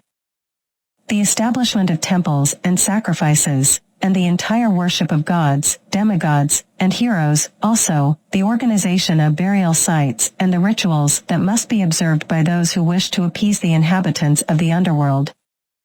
These are matters about which we ourselves are ignorant, and as the founders of a city, it would be unwise to entrust them to anyone other than our ancestral deity. He is the God who sits at the center, on the navel of the earth, and he is the interpreter of religion for all mankind. You are right, and we will do as you suggest. But during all this, where is justice? Son of Ariston, tell me, where is it? Now that our city has become habitable, light a candle and search, and get your brother and Polemarch and the rest of our friends to help, and let us see where in it we can find justice and injustice, how they differ from each other, and which of them the person who wants to be happy should choose, whether seen or unseen by gods and men. Nonsense, said Glaucon, didn't you promise to search yourself, saying that it would be impious for you not to assist justice in her time of need? I do not deny that I said so, and as you remind me, I will keep my word, but you must join me. We will, he replied. Well, then, I hope to make the discovery in this way. I mean to begin with the assumption that our state, if rightly ordered, is perfect. That is most certain. And being perfect, is therefore wise and brave and moderate and just. That is likewise clear. And whichever of these qualities we find in the state, the one which is not found will be the residue? Very good. If there were 4 things, and we were searching for one of them, wherever it might be, the one sought for might be known to us from the first, and there would be no further trouble, or we might know the other 3 first, and then the 4th would clearly be the one left. Very true, he said. And is not a similar method to be pursued about the virtues, which are also 4 in number? Clearly. First among the virtues found in the state, wisdom comes into view, and in this I detect a certain peculiarity. What is that? The state which we have been describing is said to be wise as being good in counsel? Very true. And good counsel is clearly a kind of knowledge, for not by ignorance, but by knowledge, do men counsel well? Clearly. And the kinds of knowledge in a state are many and diverse? Of course. There is the knowledge of the carpenter, but is that the sort of knowledge which gives a city the title of wise and good in counsel? Certainly not, that would only give a city the reputation of skill in carpentry. Then a city is not to be called wise, because possessing a knowledge which counsels for the best about wooden implements. Certainly not. Nor, by reason of a knowledge which advises about metal pots, I said, nor as possessing any other similar knowledge.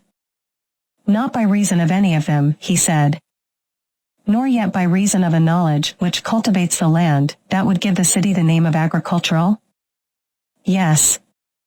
Well, I said, and is there any knowledge in our recently founded state among any of the citizens which advises, not about any particular thing in the state, but about the whole, and considers how a state can best deal with itself and with other states?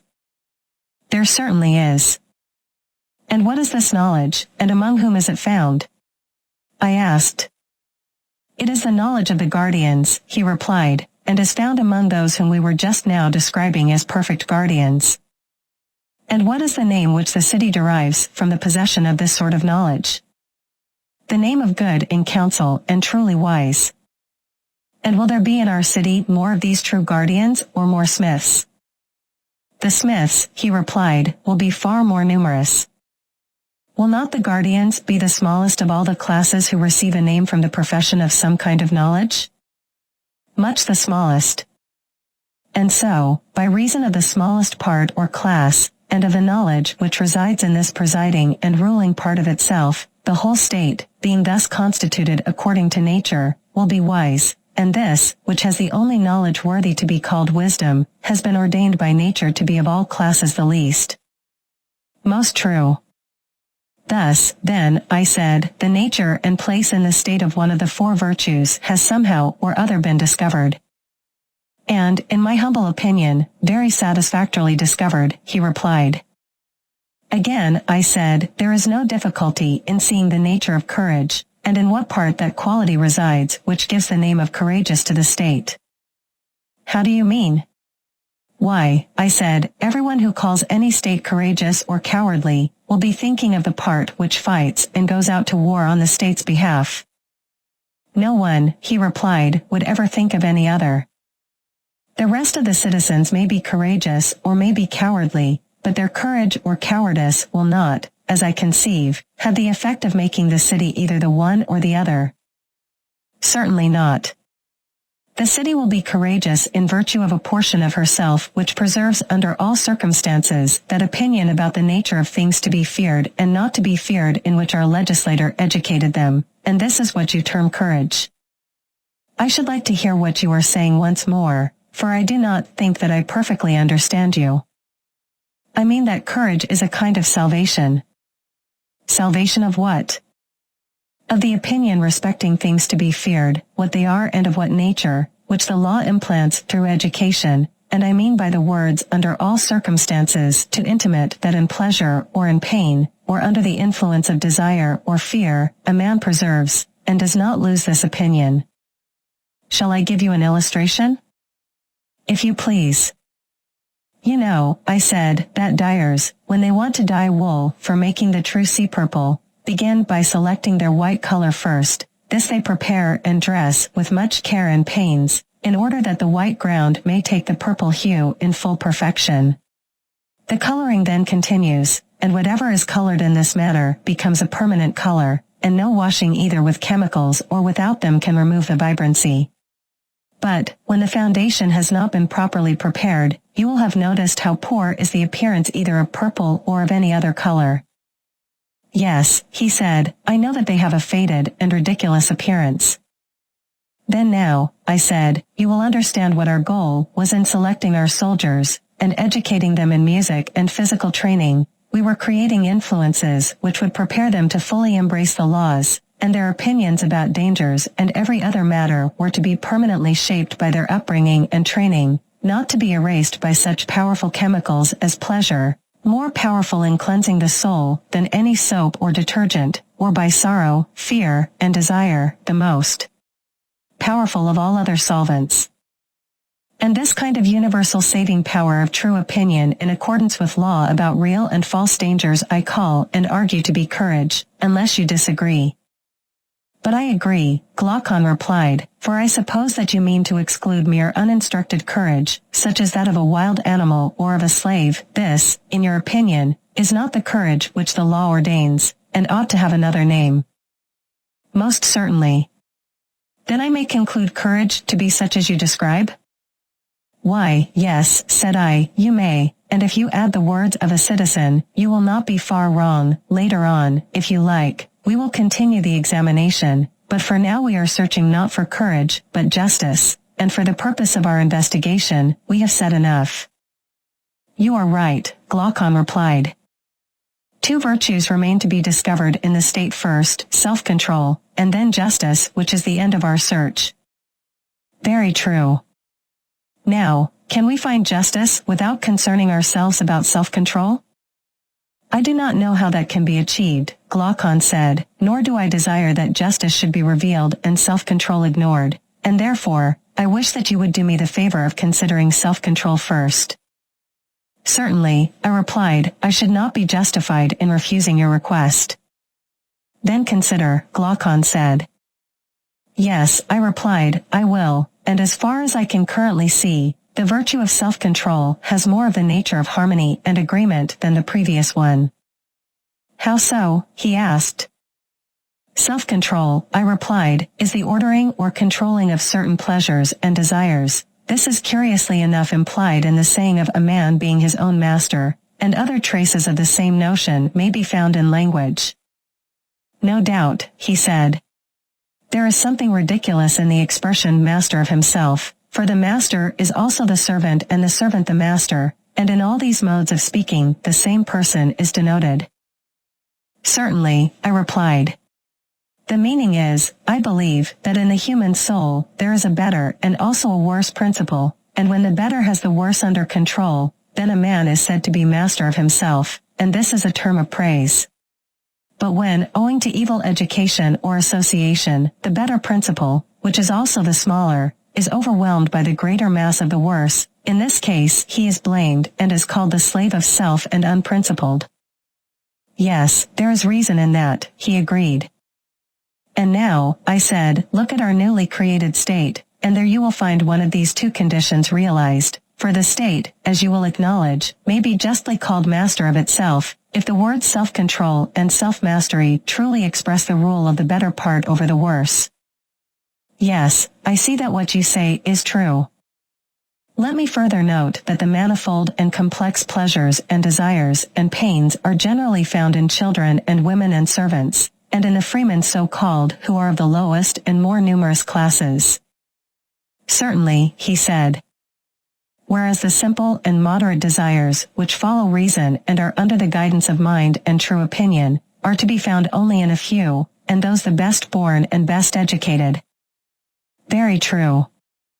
These two, as you may perceive, have a place in our state, and the lesser desires of the many are held down by the virtuous desires and wisdom of the few.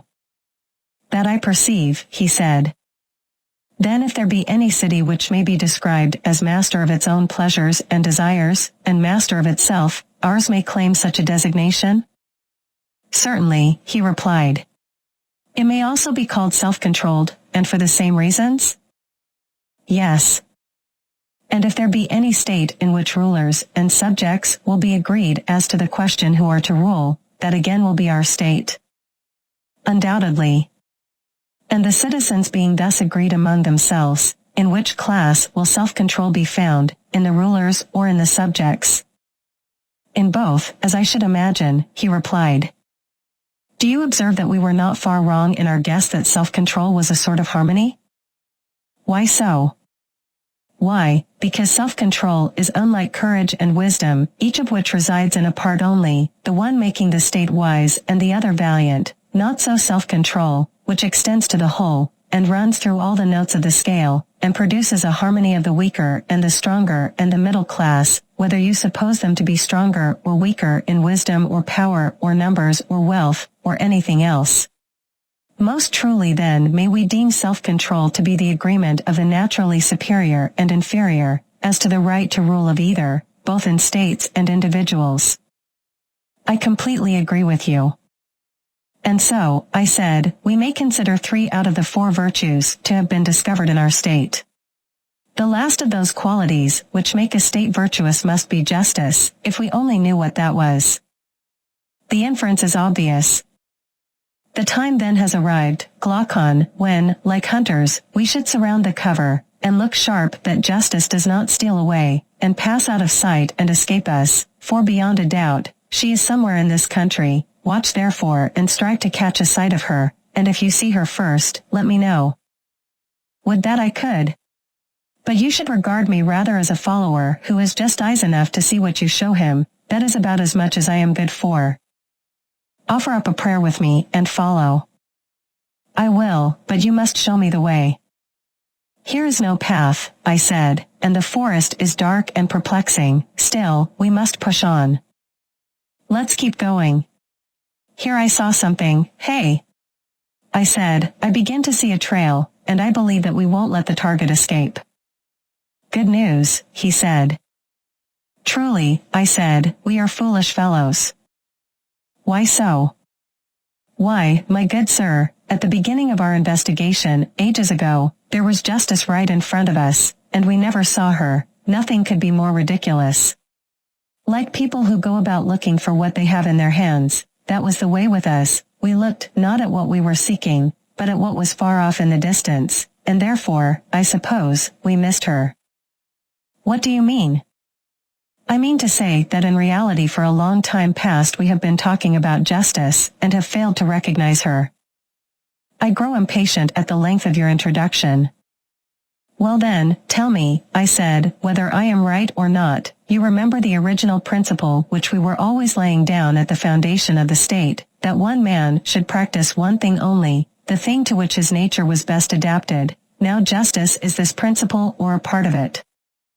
Yes, we often said that one man should do one thing only. Further, we affirmed that justice was doing one's own business, and not being a busybody. We said so again and again, and many others have said the same to us. Yes, we said so. Then to do one's own business in a certain way may be assumed to be justice. Can you tell me whence I derive this inference? I cannot, but I would like to be told. Because I think that this is the only virtue which remains in the state when the other virtues of temperance and courage and wisdom are abstracted, and that this is the ultimate cause and condition of the existence of all of them, and while remaining in them is also their preservative. And we were saying that if the 3 were discovered by us, justice would be the 4th or remaining one. That follows of necessity.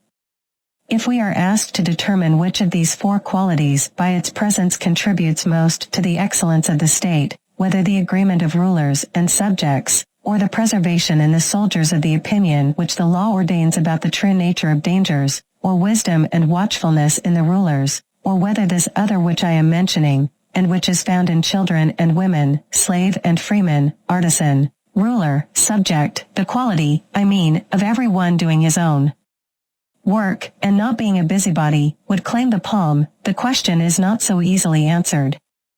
Certainly, he replied, there would be a difficulty in saying which. Then the power of everyone in the state to do his own work appears to compete with the other political virtues, wisdom, temperance, courage. Yes, he said. And the virtue which enters this competition is justice?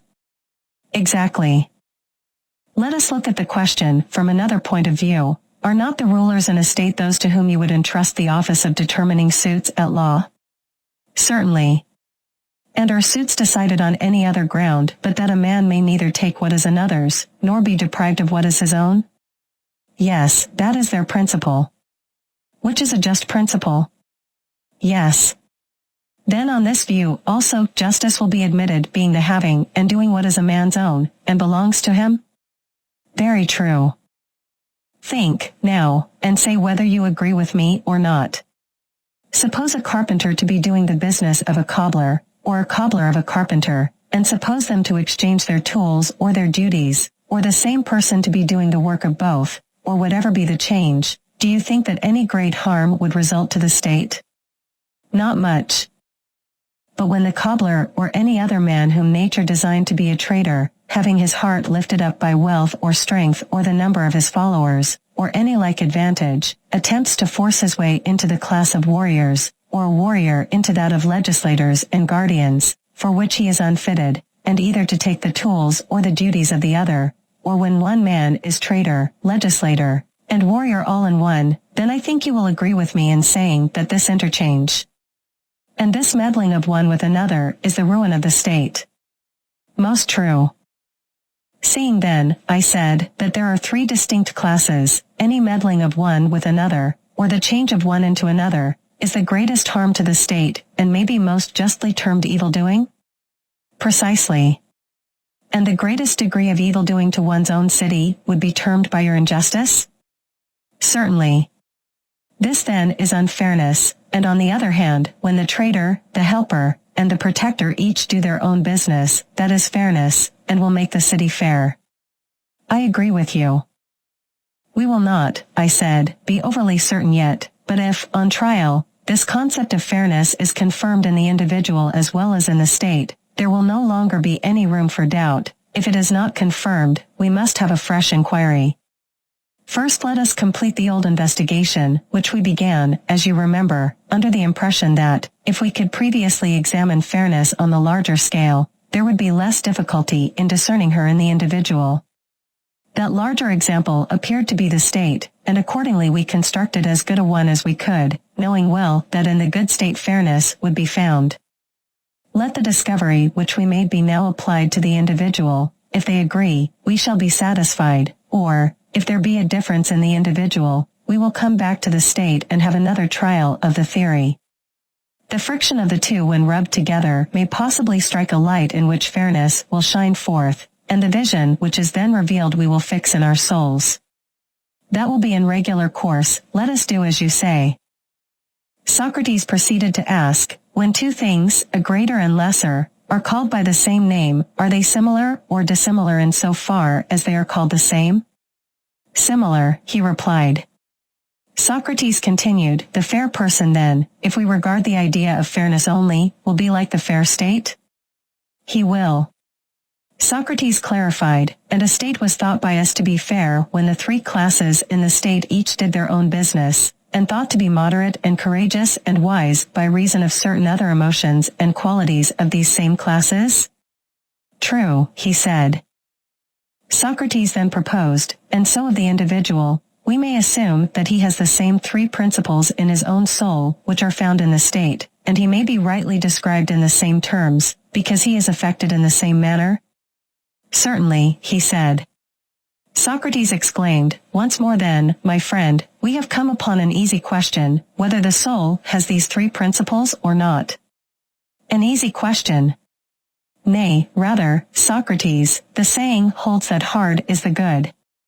Very true, I said, and I do not think that the method which we are employing is at all adequate to the accurate solution of this question. The true method is another and a longer one. Still, we may arrive at a solution not below the level of the previous inquiry. May we not be satisfied with that?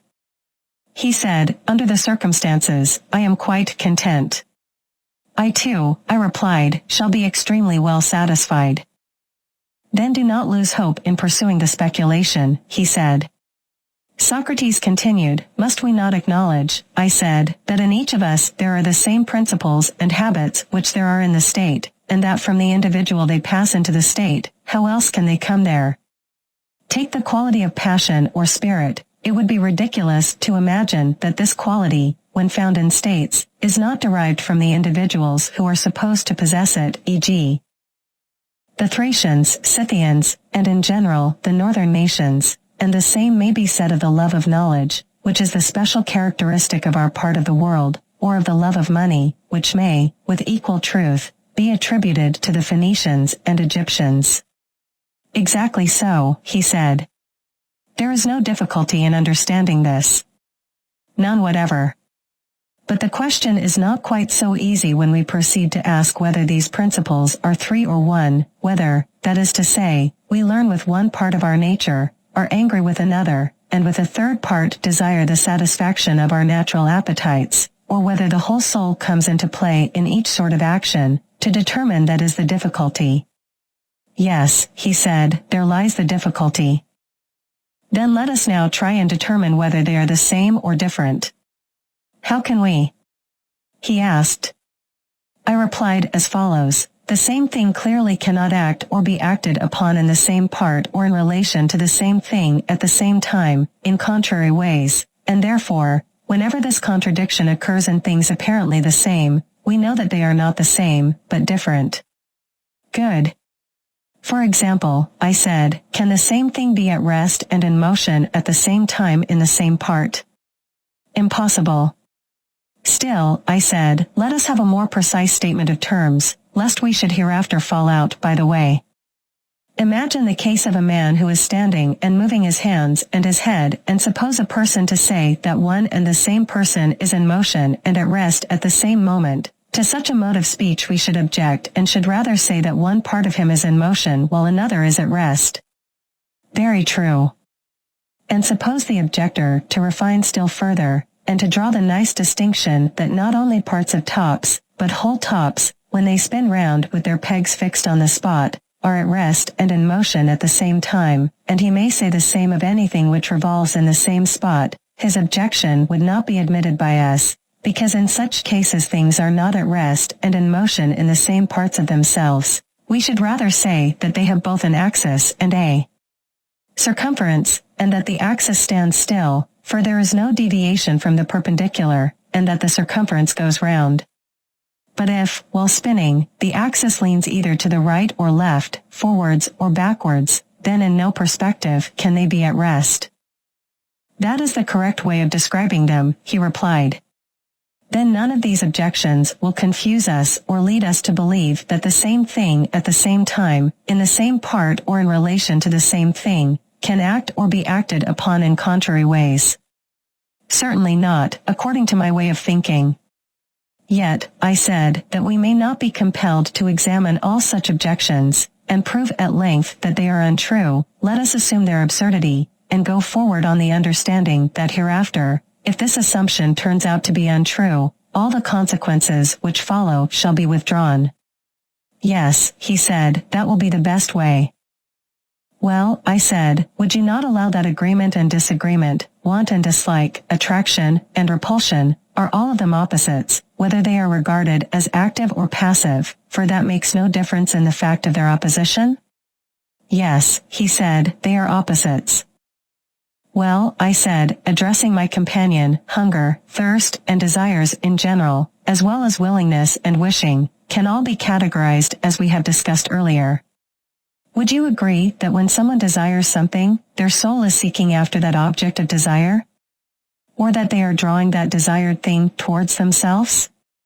Similarly, when a person wants something to be given to them, their mind, longing for the fulfillment of their desire, indicates their wish to have it through a nod of agreement, as if they were asked a question?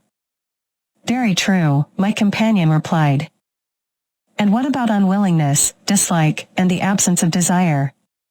Shouldn't these be categorized as repulsion and rejection? I asked. Certainly, he agreed. Assuming this is true for desires in general, let's consider a specific category of desires. Let's choose hunger and thirst, as they are the most obvious ones, I suggested. Let's go with that category, he said. So, hunger is the desire for food, and thirst is the desire for drink, correct? I asked. Yes, he confirmed. Now, here's the point, isn't thirst the desire that the soul has specifically for drink, and only drink? Is drink qualified by any other characteristics, such as warm or cold, or a specific quantity?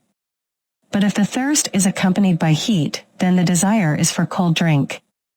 Or if the thirst is accompanied by cold, then the desire is for warm drink. And if the thirst is excessive, then the desired drink will be excessive. Or if the thirst is not great, then the quantity of drink desired will be small. But pure and simple thirst desires pure and simple drink, which is the natural satisfaction of thirst, just as food is the satisfaction of hunger, I explained. Yes, the simple desire is always for the simple object, and the qualified desire is for the qualified object, he agreed. But here, a confusion may arise. I want to guard against an opponent claiming that no one desires just drink, but rather good drink. Or no one desires just food, but rather good food. Because good is the universal object of desire, and since thirst is a desire, it will naturally be a desire for good drink. The same applies to every other desire, I said. Yes, the opponent might have something to say, he acknowledged. Nevertheless, I still maintain that some relatives have a quality attached to each term of the relation, while others are simple and have their correlatives as simple. I'm not sure what you mean, I admitted.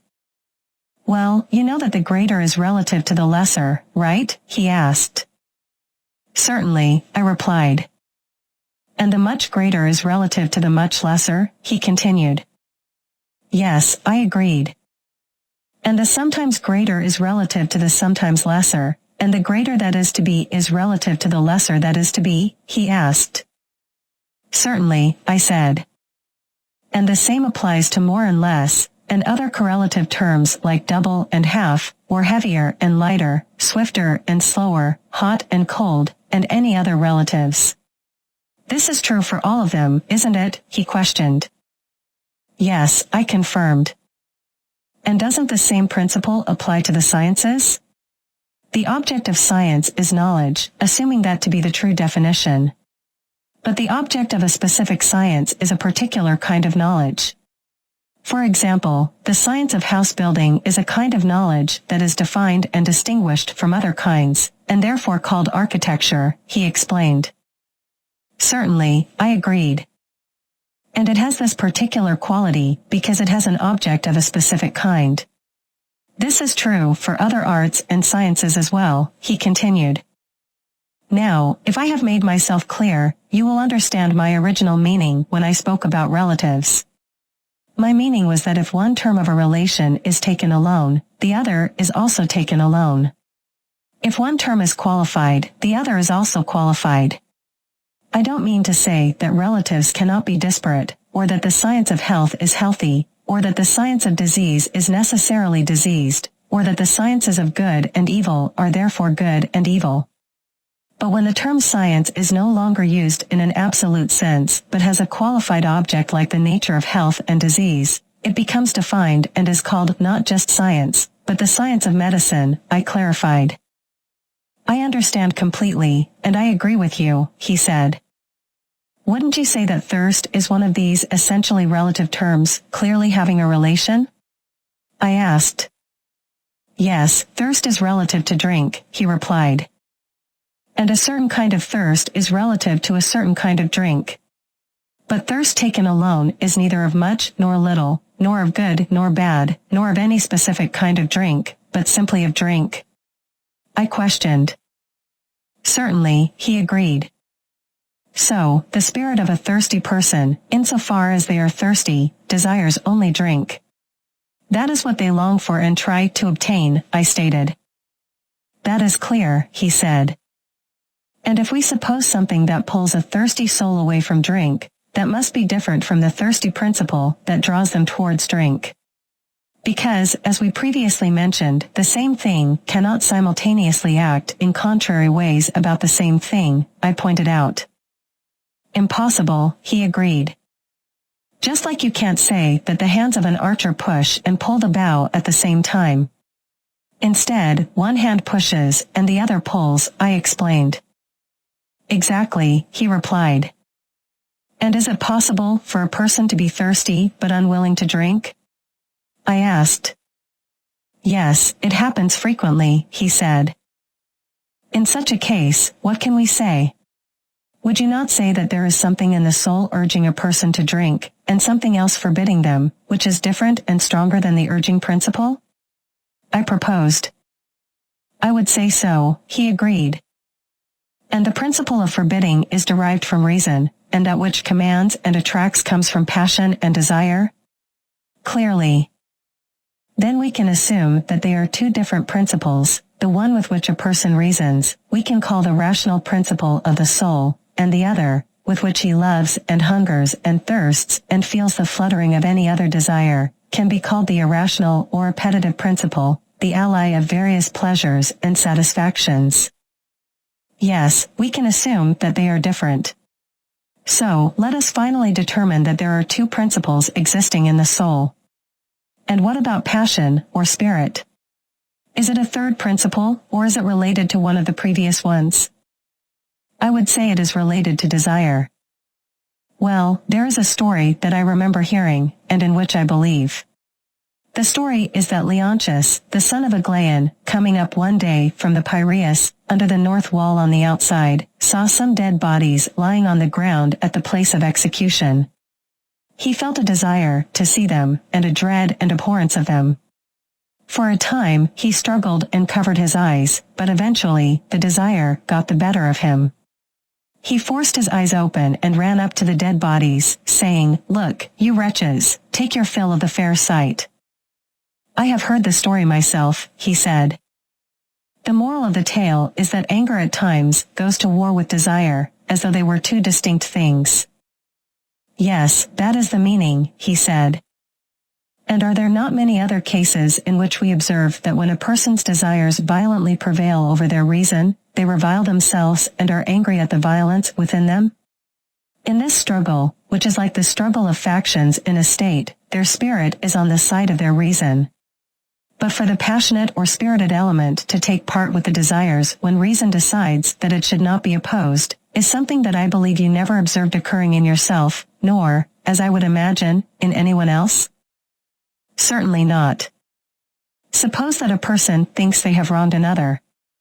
The nobler they are, the less able they are to feel indignant at any suffering, such as hunger or cold, or any other pain which the injured person may inflict upon them. They deem these to be just, and their anger refuses to be excited by them. "True," he said. "But when they think that they are the ones suffering the wrong, then they boil and chafe, and are on the side of what they believe to be justice. And because they suffer hunger or cold or other pain, they are only more determined to persevere and conquer.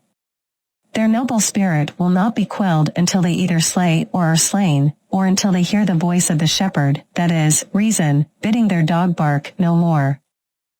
"The illustration is perfect," he replied. "And in our state, as we were saying, the auxiliaries were to be dogs, and to hear the voice of the rulers, who are their shepherds." "I perceive," I said, "that you quite understand me. There is, however, a further point which I wish you to consider." "What point?"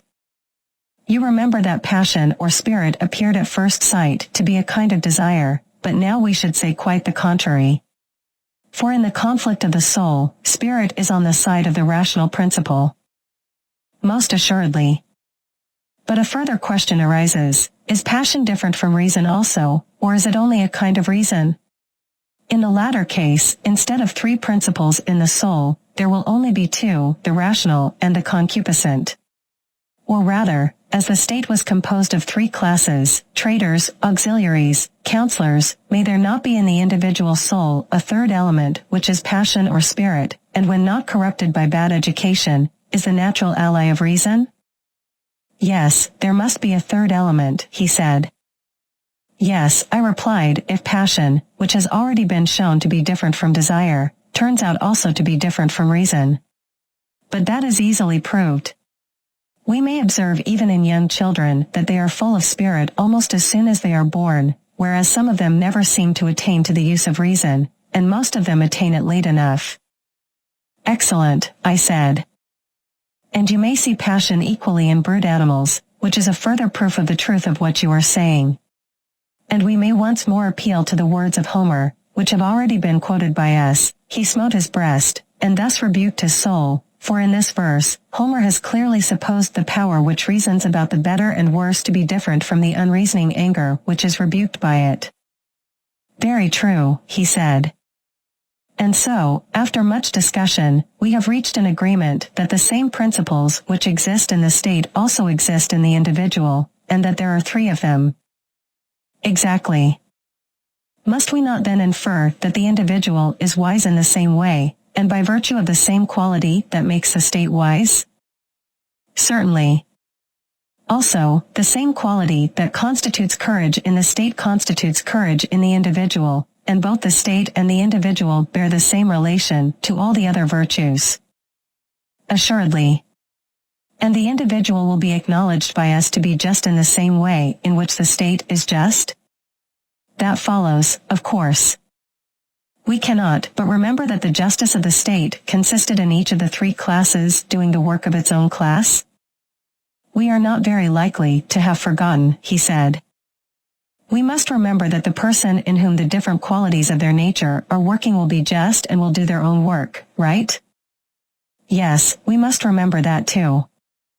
And shouldn't the rational principle, which is wise and takes care of the whole soul, rule, while the passionate or spirited principle becomes the subject and ally? Certainly. And, as we were saying, the combined influence of music and physical education will bring them into harmony, strengthening and supporting reason with noble words and lessons, and moderating, soothing, and civilizing the wildness of passion through harmony and rhythm? Quite true, he said. And these two, once nurtured and educated, and having truly learned their own functions, will rule over the concupiscent, which is the largest part of the soul in each of us and naturally the most insatiable for gain. They will guard against this part, lest it grows strong and powerful with bodily pleasures and attempts to enslave and rule those who are not its natural-born subjects, thereby disrupting the entire life of a person. Very true, he said. Together, won't they be the best defenders of the whole soul and body against external attacks? One advising and the other fighting under their leader, courageously carrying out their commands and advice? True. And should we not consider courageous the person whose spirit, in pleasure and in pain, follows the commands of reason about what they should or should not fear? Right, he replied. And we call wise the person who possesses the ruling part within them, which proclaims these commands. This part is also supposed to have knowledge of what is in the interest of each of the three parts and the whole. Certainly. And wouldn't you say that the person is temperate who has these same elements in friendly harmony, in whom the ruling principle of reason and the subject principles of spirit and desire are equally agreed that reason should rule and do not rebel? Certainly, he said, that is the true definition of temperance, whether in the state or in an individual. And surely, I said, we have explained repeatedly how and by virtue of what quality a person will be just. That is very certain. And is justice different in the individual? Does it have a different form, or is it the same as we found it to be in the state? In my opinion, there is no difference, he said.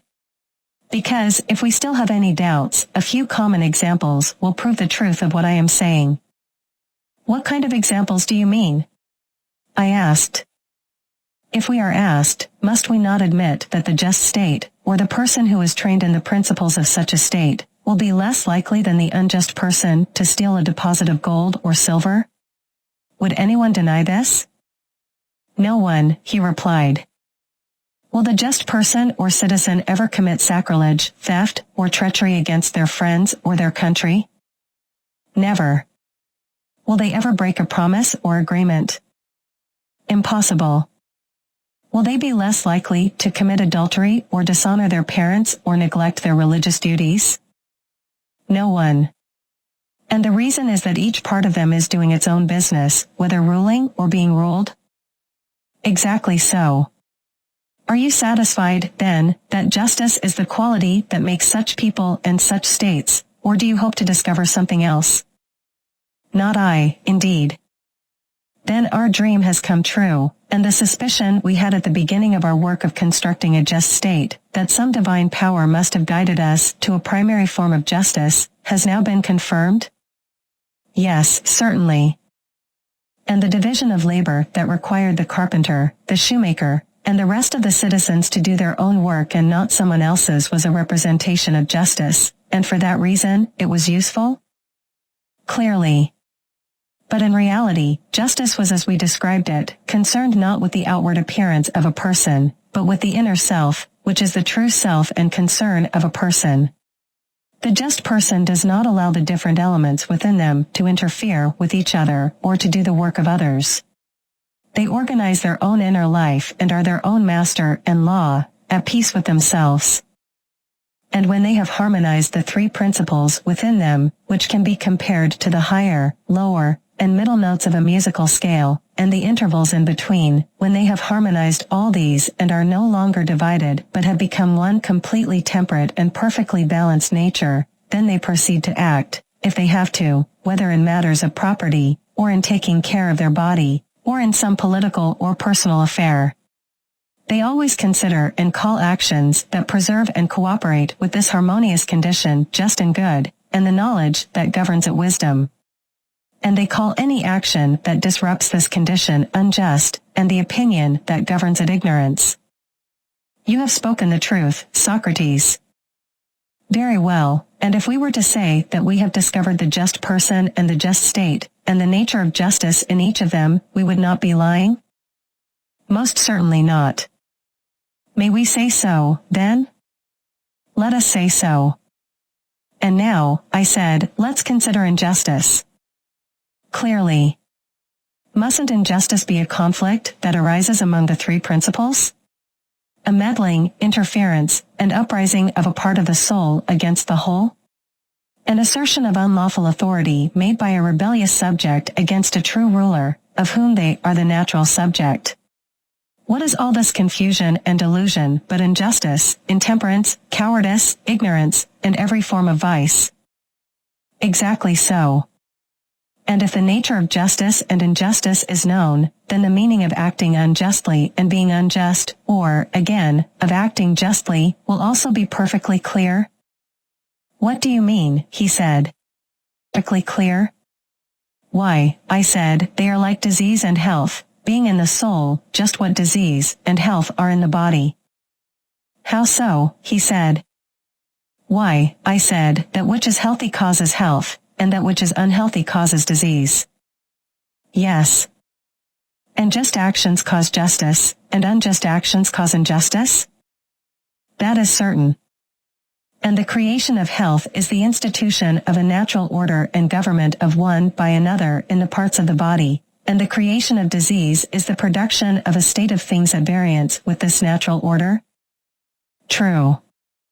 And is not the creation of justice the institution of a natural order and government of one by another in the parts of the soul, and the creation of injustice the production of a state of things at variance with the natural order? Exactly so, he said. Then virtue is the health and beauty and well-being of the soul, and vice the disease and weakness and deformity of the same? True. And do not good practices lead to virtue, and evil practices to vice? Assuredly. Still our old question of the comparative advantage of justice and injustice has not been answered, which is the more profitable, to be just and act justly and practice virtue, whether seen or unseen of gods and men, or to be unjust and act unjustly, if only unpunished and unreformed. In my judgment, Socrates, the question has now become ridiculous. We know that, when the bodily constitution is gone, life is no longer endurable, though pampered with all kinds of meats and drinks, and having all wealth and all power, and shall we be told that when the very essence of the vital principle is undermined and corrupted, life is still worth having to a person, if only they are allowed to do whatever they like with the single exception that they are not to acquire justice and virtue, or to escape from injustice and vice, assuming them both to be such as we have described? Yes, I said, the question is, as you say, ridiculous. Still, as we are near the spot at which we may see the truth in the clearest manner with our own eyes, let us not faint by the way. Certainly not, he replied. Come up here, I said, and behold the various forms of vice, those of them, I mean, which are worth looking at. I am following you, he replied, proceed. I said, the argument seems to have reached a height from which, as from some tower of speculation, a person may look down and see that virtue is one, but that the forms of vice are innumerable, there being 4 special ones which are deserving of note. What do you mean, he said. Perfectly clear? I mean, I replied, that there appear to be as many forms of the soul as there are distinct forms of the state. How many? There are 5 of the state, and 5 of the soul, I said. What are they? The first, I said, is that which we have been describing, and which may be said to have two names, monarchy and aristocracy, accordingly as rule is exercised by one distinguished person or by many. True, he replied. But I regard the two names as describing one form only, for whether the government is in the hands of one or many, if the governors have been trained in the manner which we have supposed, the fundamental laws of the state will be maintained. That is true, he replied. Summary of Chapter 4. In Chapter 4, Socrates continues the dialogue with his companions, focusing on the development of the guardian class and the nature of justice in the individual soul. The central theme of this chapter revolves around the virtue of the guardians and their education. Socrates explores the qualities that define these ideal rulers and defends the idea that they should live in a simple, communal manner. Their lives are to be devoid of luxuries to maintain their dedication to the well-being of the city over personal gain. Socrates also introduces the concept of the guardian's noble lie, a myth that reinforces the idea of the guardian's divine origin and their commitment to protecting the city. This myth is designed to instill loyalty and a sense of duty among the guardians. As the discussion unfolds, the conversation shifts to the nature of justice in the individual. Socrates argues that the just individual possesses a well-ordered soul, where reason governs over the appetites and emotions. He compares the structure of the just individual to the ideal city, where the philosopher kings rule with reason, the guardians represent the spirited element, and the producers embody the appetitive part of the soul. Socrates also delves into the concept of philosopher kings. He explains that the most just and virtuous individuals should rule the city, as they possess the knowledge and wisdom needed to make decisions for the common good. This idea challenges conventional forms of governance and highlights the importance of philosophical wisdom in leadership. Furthermore, the idea of the fevered city, describing a descent into tyranny. Socrates warns of the potential corruption of leaders and citizens when they prioritize personal gain and power over the welfare of the city. This discussion emphasizes the fragility of political systems and the need for virtuous leadership. In summary, Chapter 4 deepens the exploration of justice, both in the ideal city and in the individual soul. It underscores the importance of virtuous leadership, communal living, and the role of philosophy in guiding society toward justice and away from the dangers of tyranny.